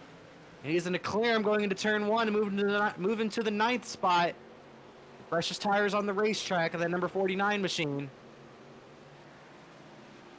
Looks like Hunter Madalinas is the next guy on the freshest tires with Eric Kep. They're both 125. It looks like everybody back here is like 125, 126. May Cruz pitted last 126. So these guys are all trying to make up some ground, maybe wait for another caution and see if these guys up at the front start to pit. But this is where that tire strategy is gonna differ a little bit, as we're now past the halfway mark of this race. We're gonna see who actually decides to pit and who doesn't at this point, and can try to maintain that track position through tires. Close call for Hoff. Hoff begins to fall back on the inside line. You see on your screen. Not Also missing. stuck behind Nixon. Sorry about that. Nixon just came off pit road, kind of blocked him in there. Yeah, Hoff losing even more time because of that. It looked like he was just trying to give up some spots and try to find an opening up high, but even lost more time because of Nixon. Not really missing anything up front, as Nanny and William Barbagelata have put a lot of distance between him and McLean. But Barb has been able to keep up with Nanny, as he's only a car length or two back and has been that way since the restart. So definitely promising performance from the 27 right now. Yeah, one of your best battles on track right now is going to be between Shane and Matt Daniels here for about that 7th spot. Again, Shane on the freshest tires. Hunter starting to get closer and closer to Shane. Shane knows he needs to start making up some ground and going. As we're on probably our second longest green flag run at the moment. The number 49 of Neiswanger really putting some pressure on the number 25 of Daniels, trying to get by him. Hunter Madalinas on the same strategy as the number 49 of Shane Neiswanger, so these two are kind of battling each other with the same tire strategy. Quick call out to Frederick Cremeens. I remember at one point I said in this race that he was the guy that had lost the most positions overall. He's now one of your top gainers, up 14 spots. He's P5 at this point. So again, these Defiance guys just working strategies ever so slightly. Nanny and Frederick Cremeens both find themselves on the better side of it right now. Their other teammates are, believe, in a little bit worse for wear after some incidents between Matthew Durr and and their other teammate, David Yelhinen, and I believe Andrew Duclos is also part of that organization. But right now, it looks like Cremines and Nanny have found their way to the front and are going to try to finish this one out, both in the top 5 here. A great performance so far from Frederick Cremines of the number 50 crew. Strategy has gotten himself up into the top 10. He's been able to hold a top 5 spot for around the last 20, 25 laps. Looking pretty strong in that number 50 car. Ross right behind him, though. Ross Brockman in that number 52 Rowdy Energy Machine. He's shown a lot of speed tonight, but after he gets a couple laps on those tires, it seems like he just kind of evens out and begins to fall back, actually, to some of these guys. Shane looks like he may be getting either slightly frustrated or just had a huge run on Matt Daniels off of turn 4 there. He pulled to the inside. He knows he's got Hunter Madalena's right behind him. He's going to put him up towards the wall a little bit, but now he's under attack too much. He's not going to be able to make that pass on Daniels. So Hunter and Shane now battling for who has the freshest tires here. Meanwhile, Christopher Heller has made up some ground on Steve McLean here for that third spot. Sorry, and I don't believe Heller's truck is exactly as gone as we may have thought it was. And the driver we haven't talked about all day, he was sneaking up in the background of your picture there. The third on freshest tires right now, Eric Kepf, a very smart race car driver. Hasn't been very quick today, but strategy and these tires have gotten himself into the top 10 as he's looking for a good position in that bright pink machine. Brockman and Cremines side by side for 5th, dueling it out. And Daniels looks on. I believe Cremines may have caught the wall ever so slightly, or Brockman's just come on with these tires a little bit more than Cremines did. But they are dueling for that 5th spot now. Good battle there for 5th. As the number 36 right in front of them, Heller's beginning to close in on McLean as he's right on his bumper. But this battle between the 52 and the 50 is the best battle on track right now. Battling it out for that 5th spot as Brockman looks like he's going to clear him off of turn 4 here. Yeah, nothing's changed up front. You've still got Nanny and Barb up front, and they hold a whole 2-second gap over Steve McLean, 2.5 seconds. Sorry, back to Steve McLean from Barb. 3.5 Steve is from Nanny. So it's a battle for 3rd right now between these guys. I believe that's Matt Daniels caught the wall there into 3, and that's going to let Hunter by and give Shane the inside that he finally wants. And Hunter and Shane finally able to get past Daniels as Daniels gets into the wall, but in the next corner, Daniels is going to dive it in hard under Niswanger. He's not going to give up that spot that easy as Eric Kepf's right behind him with also fresh tires trying to get by. Yeah, all these guys know that track position means more than tires at this point. If you can just run the line and hold them up, it's going to be really difficult for them to pass you on the inside. So Matt just trying anything he can to make sure that he can maintain that spot over Eric right now. That is for 9th. Matt Daniels has been able to hold pretty tough with those older tires, doing a pretty good job in that number 25 Walmart machine. Looking pretty strong today as you're watching that battle. Brockman has gotten past Cremines. Cremines now under attack from Hunter Madalenas. Brockman starting to set sail. Change his sights to Steve McLean, who has been passed by Christopher Heller now, as Christopher Heller is going to start to set his sights on William Barbagelata. Yeah, it looks like to me that McLean might have used up them tires earlier trying to keep up with Daniel and Barb as the caution is now once again out. It looks like Samuel Hoff might have gotten around with a couple other guys. Yeah, it looks like Matthew Durr. This was actually a pretty big incident. It looks like Sam caught the wall and Durr just nowhere to go, drives up into him, and then unfortunately Caleb Desorda nowhere to go from there, drives into the back of both of them. So bit of an accordion effect between all 3 of those guys, and we are back under caution. Good thing is we are 3/4 of the way through this race, less than 50 to go now.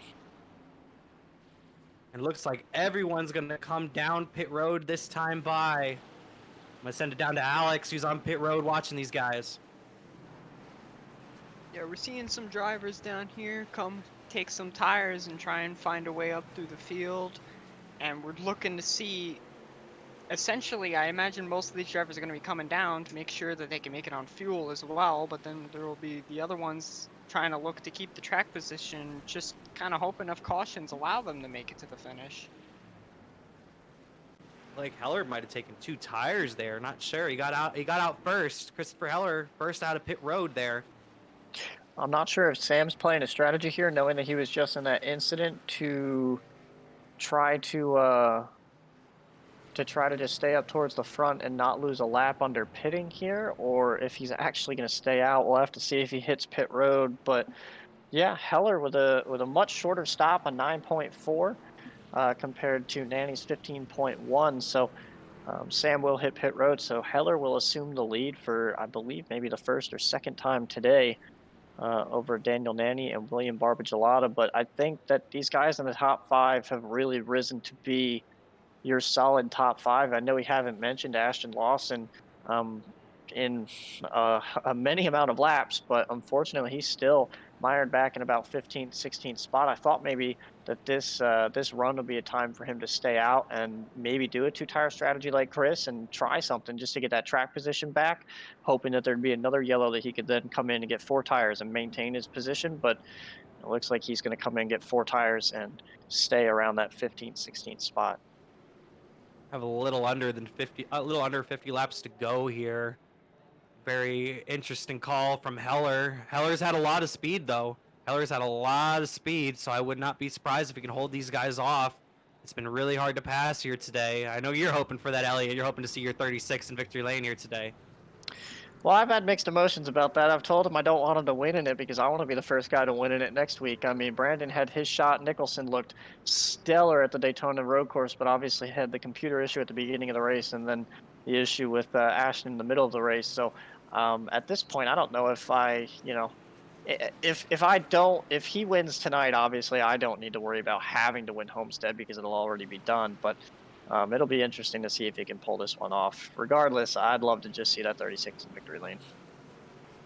And the number 36 being the number 54, essentially, the Joe Gibbs entry, essentially, of this series, being shared by a multitude of drivers as the pace car pulls off, and the number 36 leads him to the green flag. Daniel Nanny right behind him. Nanny was ready for that restart, and Nanny's going to try to dive under him going into 1.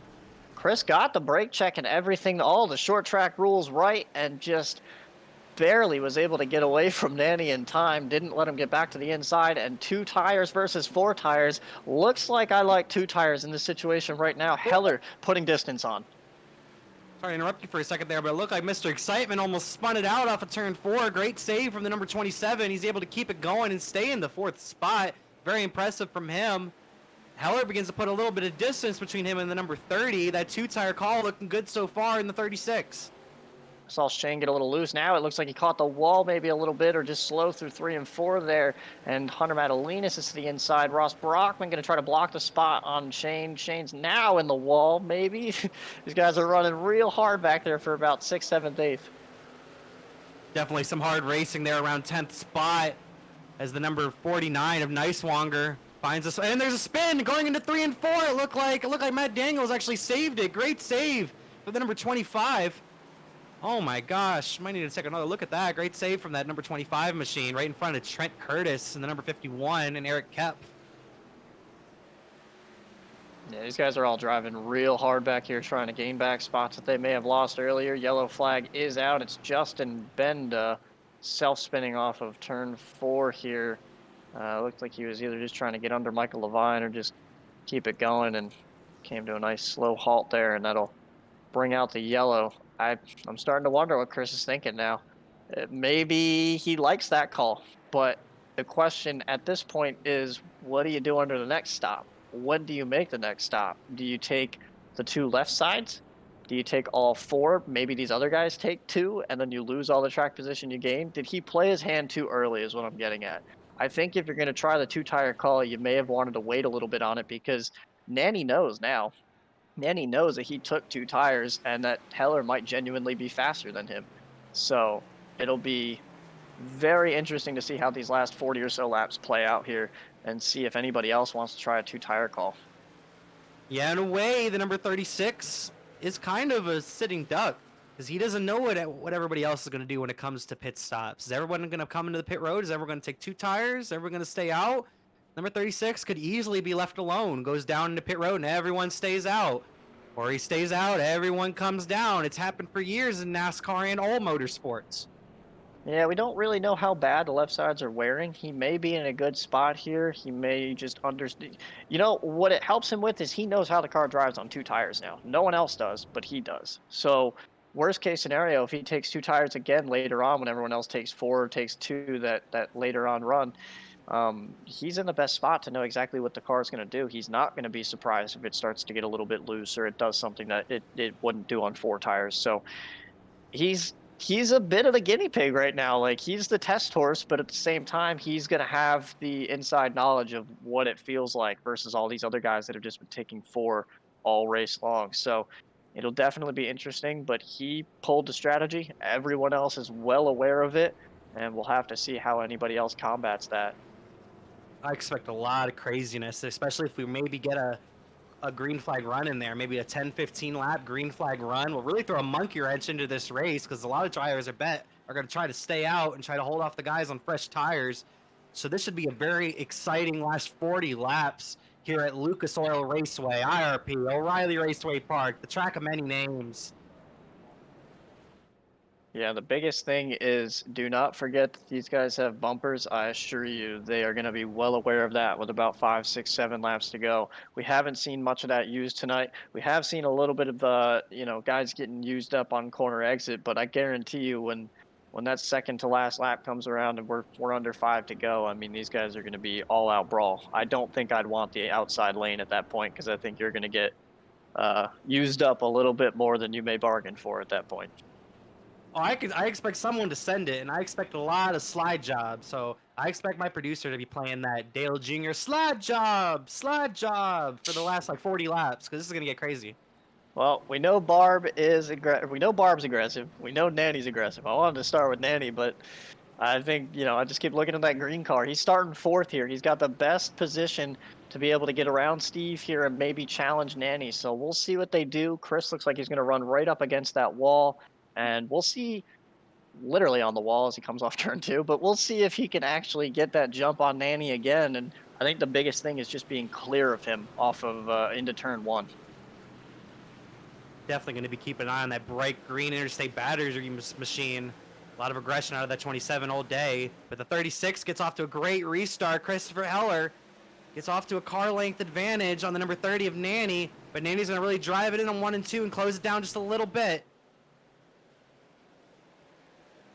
Yeah, the other note is Barb actually did clear McLean. So you've got your 3 guys that I think have been, your class of the field besides maybe Ashton Lawson. Steve has been a solid top 5 driver. Ross as well, back up into the top 5 now, clearing. I believe it's Frederick Cremines on the bottom of Hunter Madalinas back there for about 6th. So your top 5 is pretty solid here. I don't think anyone's just going to be able to drive up there and take any spots away. So Nanny sends it. Sorry to interrupt you, but Nanny sends it into turn 3. He was peaking in 1 and 2, but in turns 3 and 4, he sends it on the number 36, and they make a little contact to look like off the corner. McLean spinning it out on the front stretch. He saves it. How did he save that? Oh my gosh, McLean straight out of Die Hard continues moving. I mean, Chris could have given an inch. He didn't give any, and there's your yellow. But man, we are going to see some aggressive racing here, I think, from these guys. Like, Nanny knows that the only way to pass is to be as aggressive as possible in that bottom lane, and that's what he's doing. Chris knows that the only way he's going to keep Nanny behind him is to be as aggressive as possible on the outside. So I think we just saw a little bit of a taste of if this goes green for a while, that's what we're going to be seeing for the rest of the night. But real quick, I don't know what that caution was. I believe it was Mark Benda getting turned around there. But quick shout out to Eric Kepf, who is P6 now. Hunter Madalinas, who's P5, and we've got a replay of Steve McLean, Kyle. Yeah, McLean looks like he just got it loose off the corner. Not a great look right there, but from what I saw on the original look, like McLean just kind of lost it. But I don't know how he saved it. It looked like he was Kyle Larson on a dirt track there for a second. Kept it moving. Little tail whip almost there. No, another tail whip coming into the corner. Save it with style, McLean.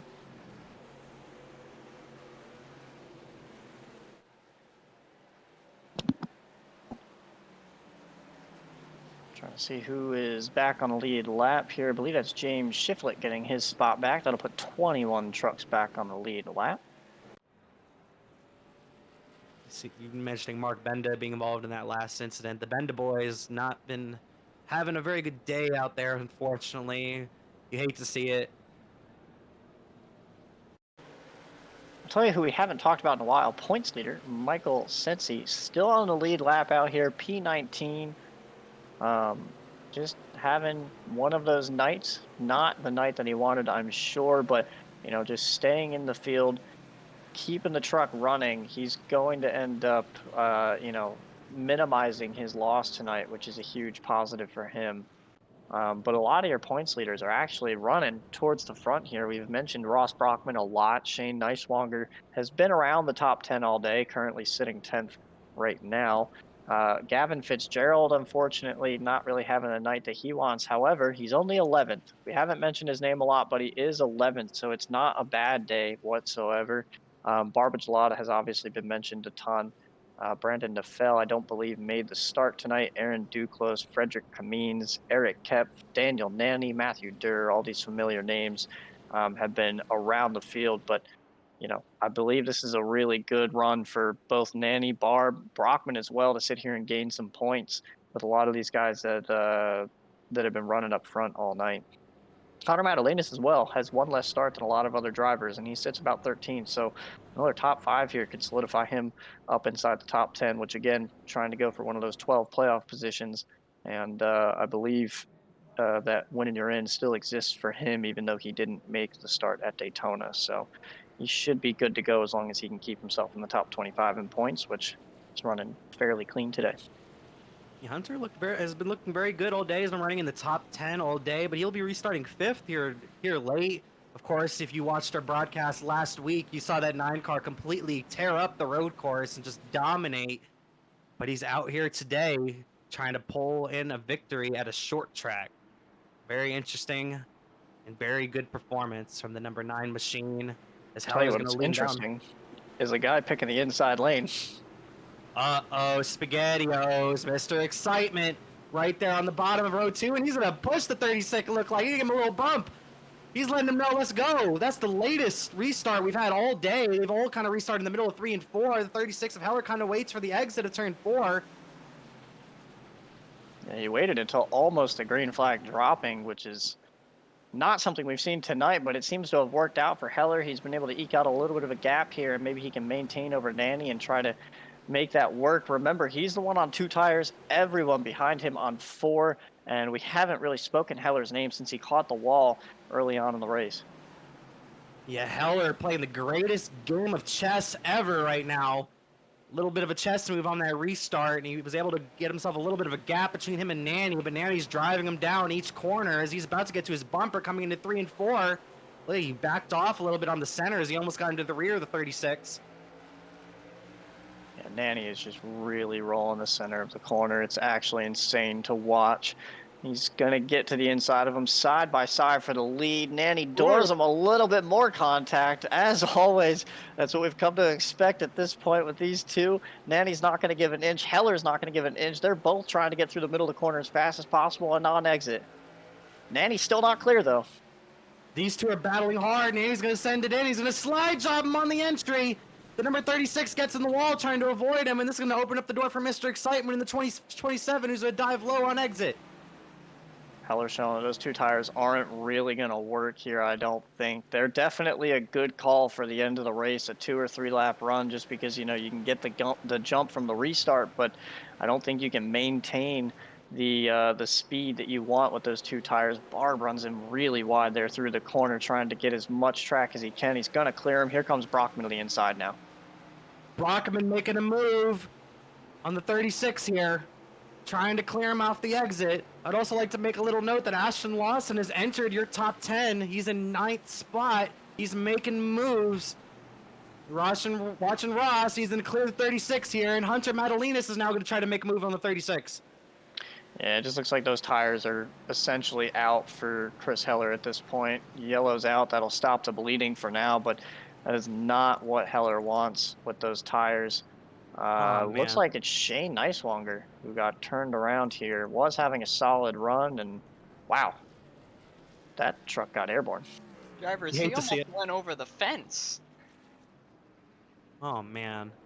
I think Nice Wanger flew high. I think him and Gavin honestly got locked together. It's something that we saw in the Cup race at Phoenix. Yeah, they net coded into each other, and it popped that rear tire up and just put them both on the outside wall pretty hard.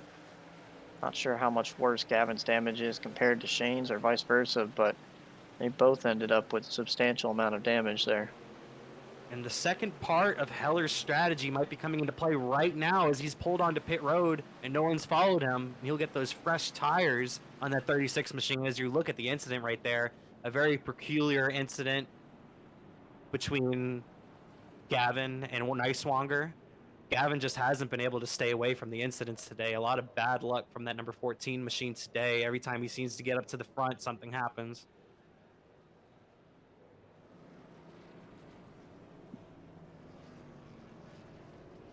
Heller and also Sensi is also actually on pit road. Your points leader is currently on pit road as well as Matthew Duran, the number 41, who has faced a lot of troubles today. Has had a lot of speed in that machine, but just has not been able to stay out of trouble. Gets your lucky dog. Heller and Sensi pulls off. I think Sensi's been continuously working on damage this whole time, just trying to minimize it as much as possible. Again, he's not really... there's still so many laps. I mean, well, now we're closing in on 20 to go, but you know, there's still a lot that can happen, and since he's only 20th, and as long as you're on the lead lap, you get one good pile up here, you could gain a solid amount of positions. So, since he's just doing what he can to maintain the position that he's at, and make sure that he doesn't come out of here with worse for the wear. Definitely for these last 20 laps, you got to keep your eyes on that number 24 machine, who's finally gotten himself back into the top 10. He's in the 8th spot. Ashton Lawson, he led almost the whole first half of this race. Great performance, and he's got himself into 8th. He pit a little more recently than these guys. His last stop was on lap 160, while all these guys in front of him came on lap number 151. A little bit of a tire difference, but not much. Ashton Lawson's really pushing hard for Kyle Laurence Short's $10.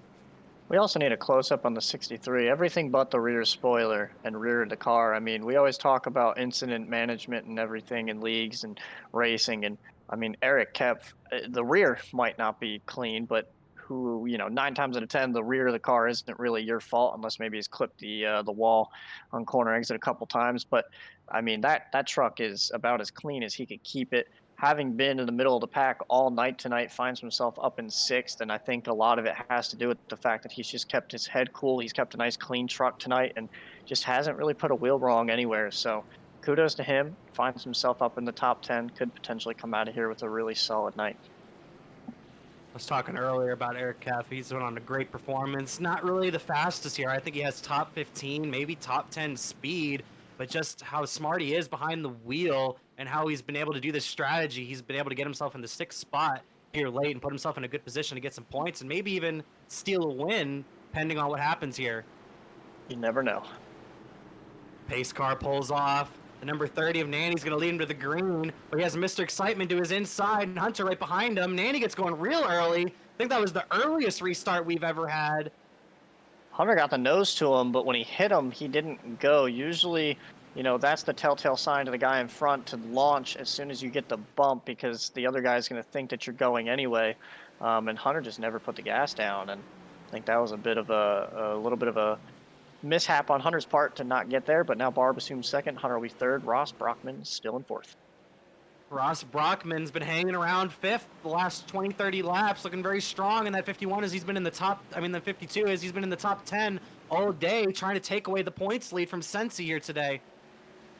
Yeah, if he keeps running where he is, he's going to be in a really good spot to take that points lead and really start to stretch it out a little bit. So you got, I believe, Ashton's looking at the inside of Eric here. They make contact. Everyone's good to go. I believe Ashton was just pushing up a bit, and Eric was going to lend him the spot, but didn't realize that May Cruz was that close to his rear bumper. But they stacked up a little bit, and Ashton Lawson, P6. Lawson moving his way up. He moved himself into 6th. He was 8th on the restart. I bet he's hoping for at least another caution or two so he can get some more spots. As Ross Brockman puts some pressure on the number 9. Ooh, Brittle almost spun it off the corner. Great save from the number 10 machine. Haven't talked about him all day. Yeah, shout out to Hunter Brittle. Started 33rd tonight. Potentially one of the worst starting spots from anybody that's running up here. And he's up to the top 10. So really good run for him to find himself up here this late. And maybe he can try to clear Trent Curtis here. It looks like he does, and he'll be able to rocket past to ninth. Not missing too much up front. Nanny's really pushing it hard as he's trying to gap Barb. Almost spun it off a 4, out a little sideways, but was able to keep it straight. Keep a couple car lengths between him and Barb. As you're looking at the battle between number 50 of Cremines and the number 10 of Hunter Brittle. And Heller right there on fresh tires really wants somewhere to go. He's going to try to force it 3 wide maybe. Nope, Cremines backs out, gets behind Brittle. Heller really wants to try to get past these guys, try to gain as many spots as he can. Mainly, I don't really know what the strategy call is at this point, this late in the game. If there's a yellow, I'm not sure anybody else is going to pit, so I think he's just praying for a yellow with a little over 10 to go now.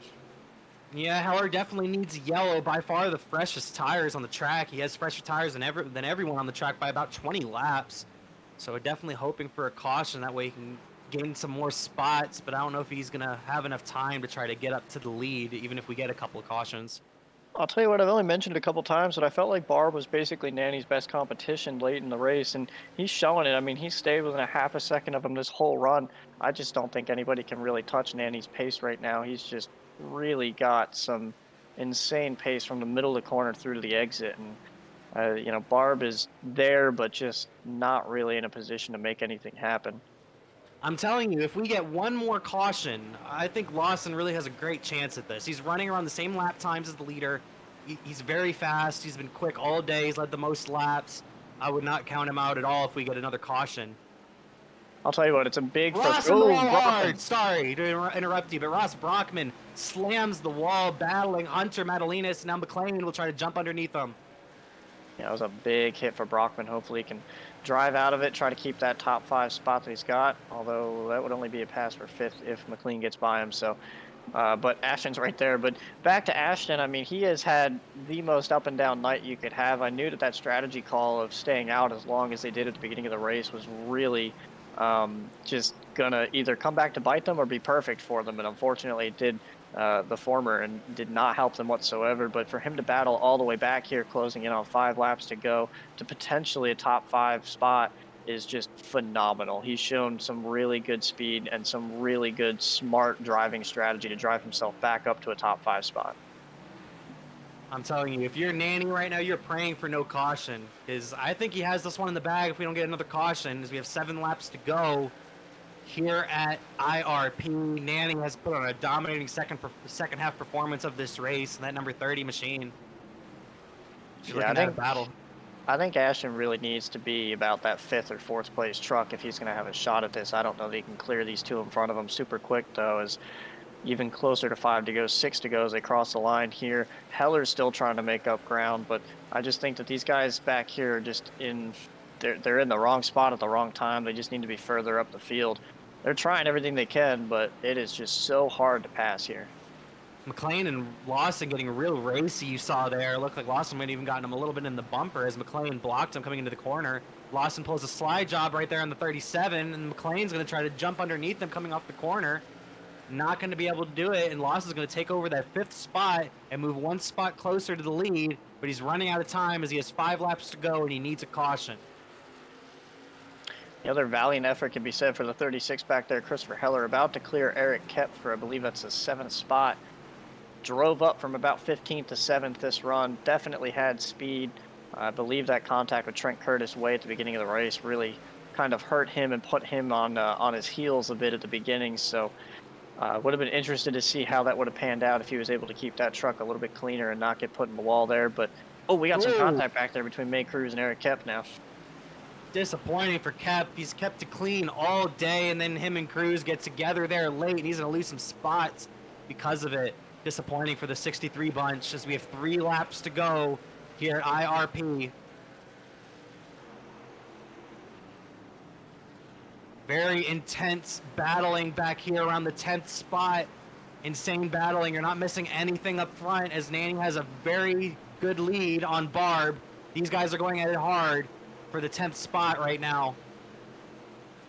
Ross Brockman has found another gear. He is just really driving it in to try to get to Hunter Madalinas. We may have a battle for 3rd, even though I know the battle is really going on back around that 10th spot, but Ross Brockman is making that inside work, and Caution's we out. have a caution. Caution's out right before Nanny passed the line. Right before Nanny passed the line, and nice. It looks like it's Nicewanger around. Looks like it looks like it happened between Gavin and Nicewanger. Gavin slowed up since that last incident, and Nicewanger is not happy with Gavin on the radio at all as these guys are arguing it over.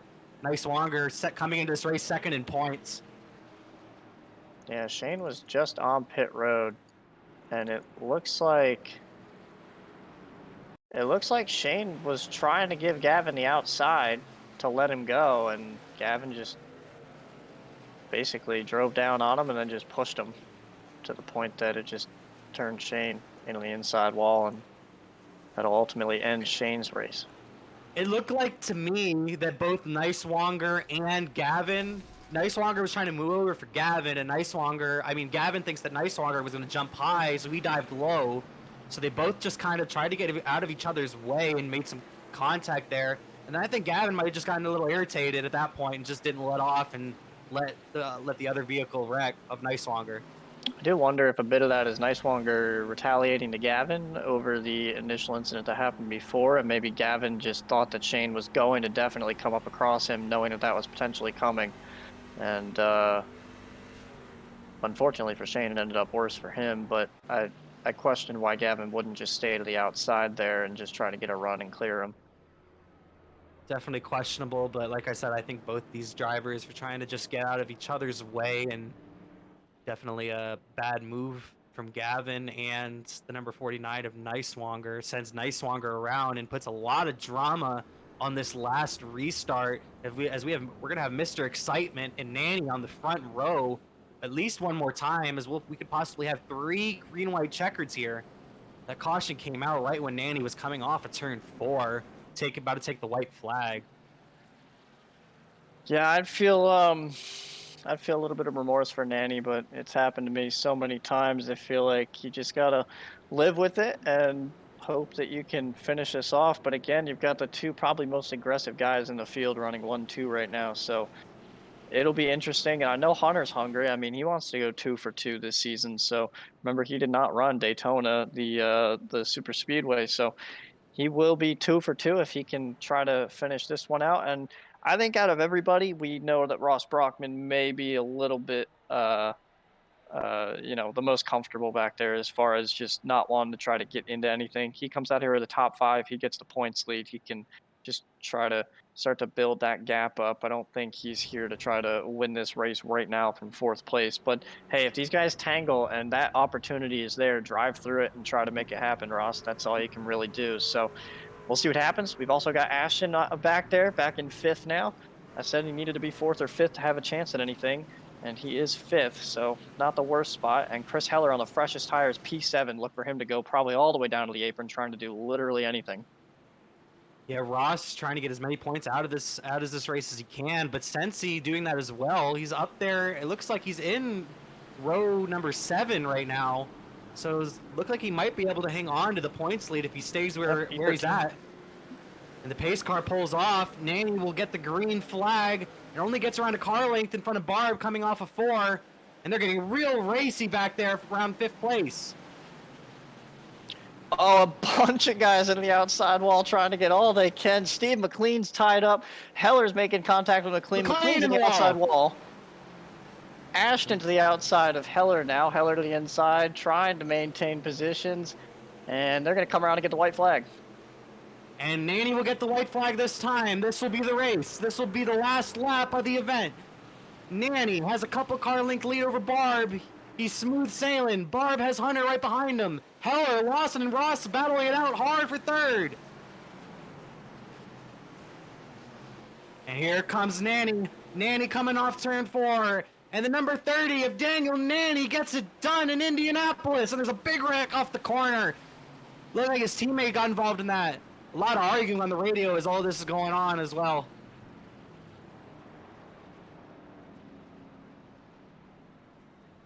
A lot of madness going on down here.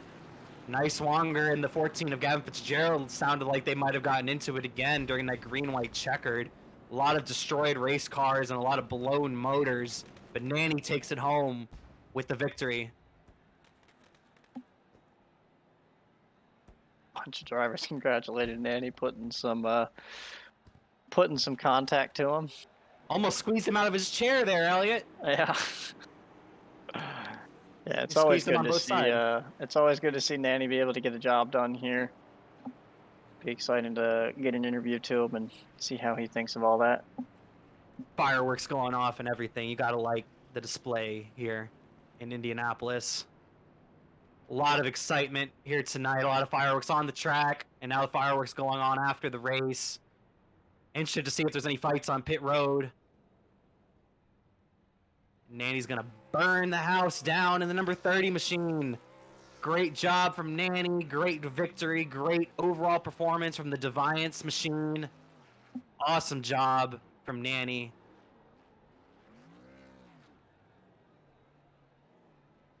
I think we're gonna try to get you some interviews. I'm gonna send it over to our interview extraordinaire, Alex. How you doing?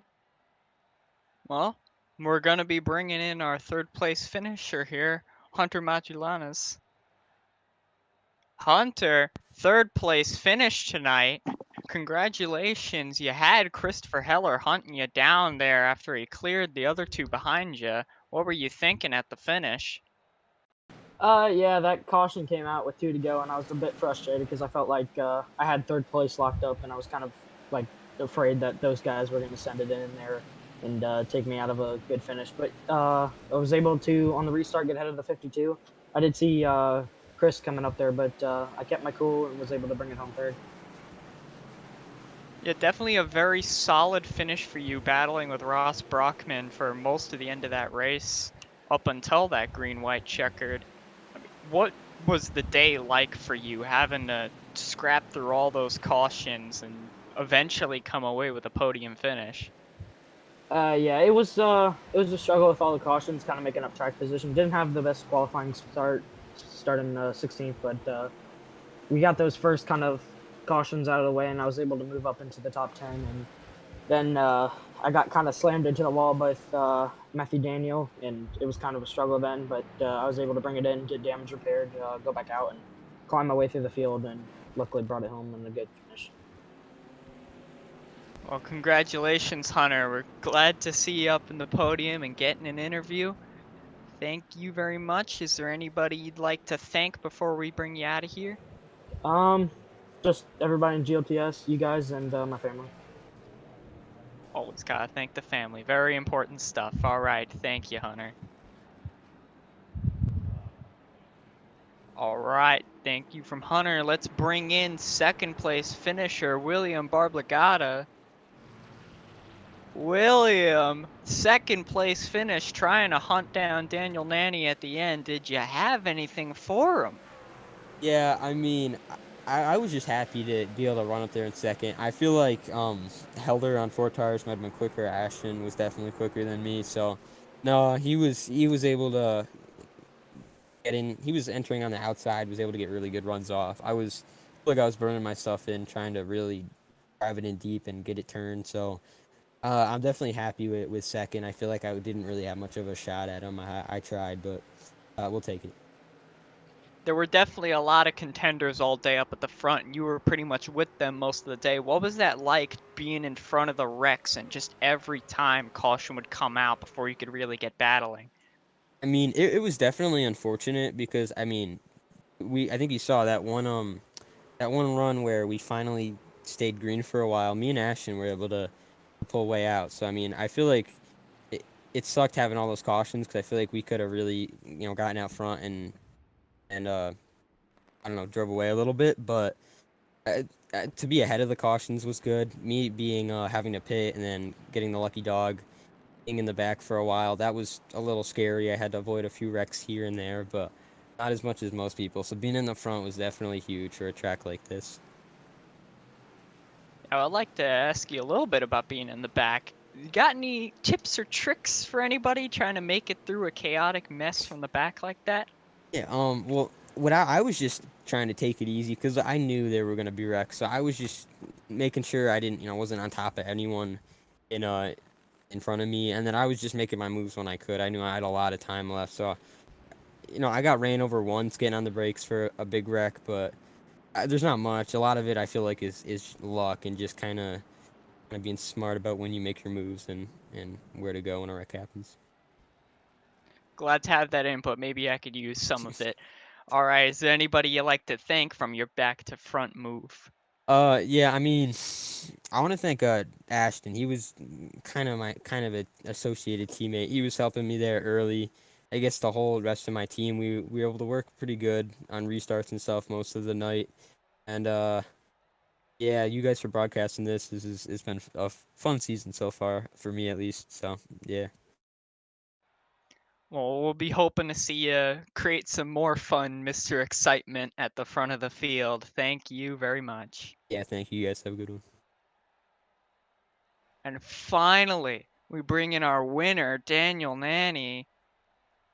Daniel, our winner tonight, after a great pass on Christopher Heller, he takes it to the front of the field and wins the race. How you doing? I'm feeling ecstatic right now. I feel I can't put into words because I thought I was going to lose the race after that final caution come out, Like, I was crapping my pants figuring out if I wanted to pit or not. But I'm glad that I played off the pit stops very well throughout the night, and I was able to take the lead and somehow make it stick throughout the night. Yeah, once you got out to the lead there, you started to pull a gap on the field. I mean, what were the thoughts going through when you saw that caution right before you got to the line? Well, I could say there was a lot of inappropriate words going out inside my team group chat. I was upset because like a few laps prior, my teammate said wrecking in the back, and I was screaming no, and then lucky the caution didn't come out then, and then unfortunately the caution had to come out like as soon as I come up to him for to hit that last lap, and I was upset because I didn't know whether I should pit or not or what my strategy should have been, but thankfully nobody pitted and I was able to take the outside lane and the final restart and clear away for the win. Yeah, you seem to have the strategy going on. You weren't able to be stuck a lap down like our early leader Ashton was. Was there a lot of strategy going on during the race? Did you have a plan? I really didn't have a plan. I was just going with the flow because I knew that it was going to be a resemblance of Nashville of last season. So I was like, if I played the caution correctly, I could take something from that Nashville race. And thankfully, I learned something from that race because unlike that race, I didn't win Nashville, unfortunately. And I was able to win this race and get redemption from a similar race like Nashville last season. We see that you use that very effectively. We're glad to see you in Victory Lane. Hope to see you again. Is there anybody you'd like to thank for that? I would love to thank my teammate for keeping me sane throughout those last 20 to 30 laps because I was panicking. I thought bad luck was going to, strike me. And unfortunately, it didn't happen. And thankful for all of them in Defiance. And I'm thankful for you guys for broadcasting this for us and doing a really good job with that in the booth. And it's been a very honor. Even though it's been a caution-filled race, we were able to make it exciting there at the end. I mean, at least for me, it was exciting. But yeah, that's about it. Well, we're glad you had a fun time tonight. Thank you, Daniel, and good job. Thank you very much. All right, that was some fantastic stuff. Now, we're also going to have Gavin come in here real quick to talk a little bit. Hello, Gavin. How was the race? You saw how it ended. I mean, we all saw how it ended. Yeah, you got into the back of another driver. What happened there? Yeah, well, he earlier, the first incident, like with me and Shane, the first bit there was a net code, so that sucks for him. Like obviously, Shane's been here since day one. I usually haven't had issues with him, but that on the front stretch, it's just unacceptable, really. You know, he said he was trying to let me by. He needed to communicate that I went low to pass him, and he went low, and it was just a bit of a mess. To me, like I don't know if you guys have a replay of it. To me, it seemed like he brake checked me, but you know, whatever, doesn't matter. Move on to next week. The Giant Tiger F-150 was strong all night. Sucks that we had such a good rally only to have it ruined at the end. Well, I mean, you still finished on the lead lap. You survived the race. You still came home with that top 20 finish. So, not terrible. But you could have done better for split second. Come on, man. You're a part of us. Yeah, yeah. But yeah, I don't know. It was just a frustrating race overall. I mean, happy to see my like Barb and Hunter finish good up there in Ashton. They all had good runs, so the Spectrum Racing trucks were strong. It just wasn't in the cards for me today, I guess. Well, hopefully the cards will be with you sooner or later. And hopefully we'll talk to you except on the podium this time, Gavin. Yes, sir. Let's hope. All right. Now let's get the recipient of that last second incident that brought out that green-white checkered, Shane Neiswanger. Shane, what are the thoughts, man, at the end of the race, just getting wrecked out and ending up causing headache for the leaders? Well, I thought tonight's race was great. It was real fun. I hope we do it again next week. But no, I listened to his interview. If anybody should be disappointed, it should be him. It's short track racing. You're on an oval. You don't pass people on the straightaway on the bottom. I moved up to the middle lane expecting him to drive to the wall, and he turned me twice. Yeah, we hate to see it, especially when the leader just looks so certain to win the race. I mean, what's going through your head? Are you thinking about other people, or is it all just like pure frustration there? Hey,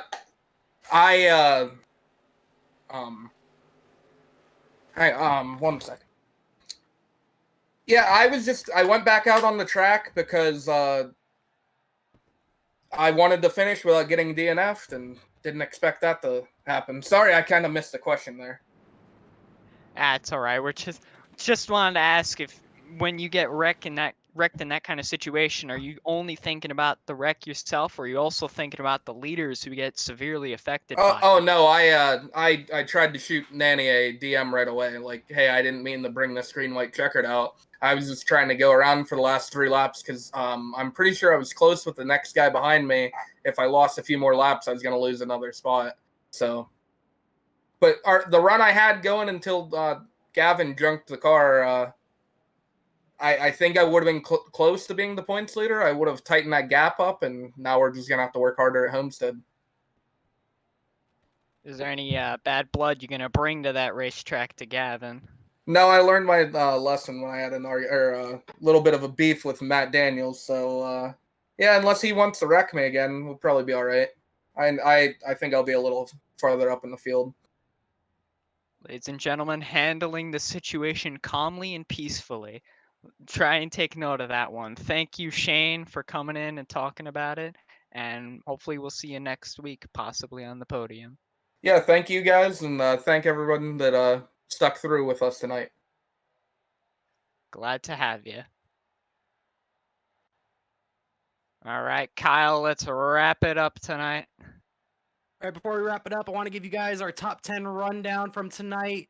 We have Daniel Nanny, the winner, William Barbagelata in second, Hunter Madalinas in third, Christopher Heller fourth, Ross Brockman fifth, Ashton Lawson able to come back for sixth, a great performance for seventh for Hunter Brittle, Steve McLean able to pull it home eighth, Frederick Cremines able to come back for a ninth place finish, and Trent Curtis, Mr. Lowline, ends up coming home 10th in the number 51 machine, and your points leader, Sensi, comes home in the 14th spot. And I think he will retain your points lead heading into next week at Homestead. Great race out there tonight. What do you think of the race out there tonight, Elliott, before we wrap it up? I think we saw some solid racing for the points that we could see some solid racing. I think there was a lot of comers and goers that made that really interesting to watch. Between Nanny and Barb didn't start on the front row. That was Heller and Lawson that did, and unfortunately, Lawson had his predicament, but we had a solid race overall between Nanny, Heller, Lawson, Madalena, Spargelata. A lot of those guys were up there all night long. So great stuff to watch. I'm excited to be able to go off to Homestead and see these guys on a 1.5 mile track. I'll be out there with them, fortunately, but we'll actually see what they can do on a 1.5 miler and probably get away from these short tracks and caution fest for a little bit, hopefully. You can only hope. And like I said, next week we'll be at Homestead, same time. It'll be 125 laps. And then also, if you would like to join us for the Cup Series, it will be Thursday at Atlanta Motor Speedway, the same time, 8 o'clock Eastern Time, 125 laps. And we're going to say goodbye here from IRP. Once again, congratulations to the number 30 machine of Daniel Nanny. What a wonderful race, and we'll see you next week at Homestead. Good night, everybody.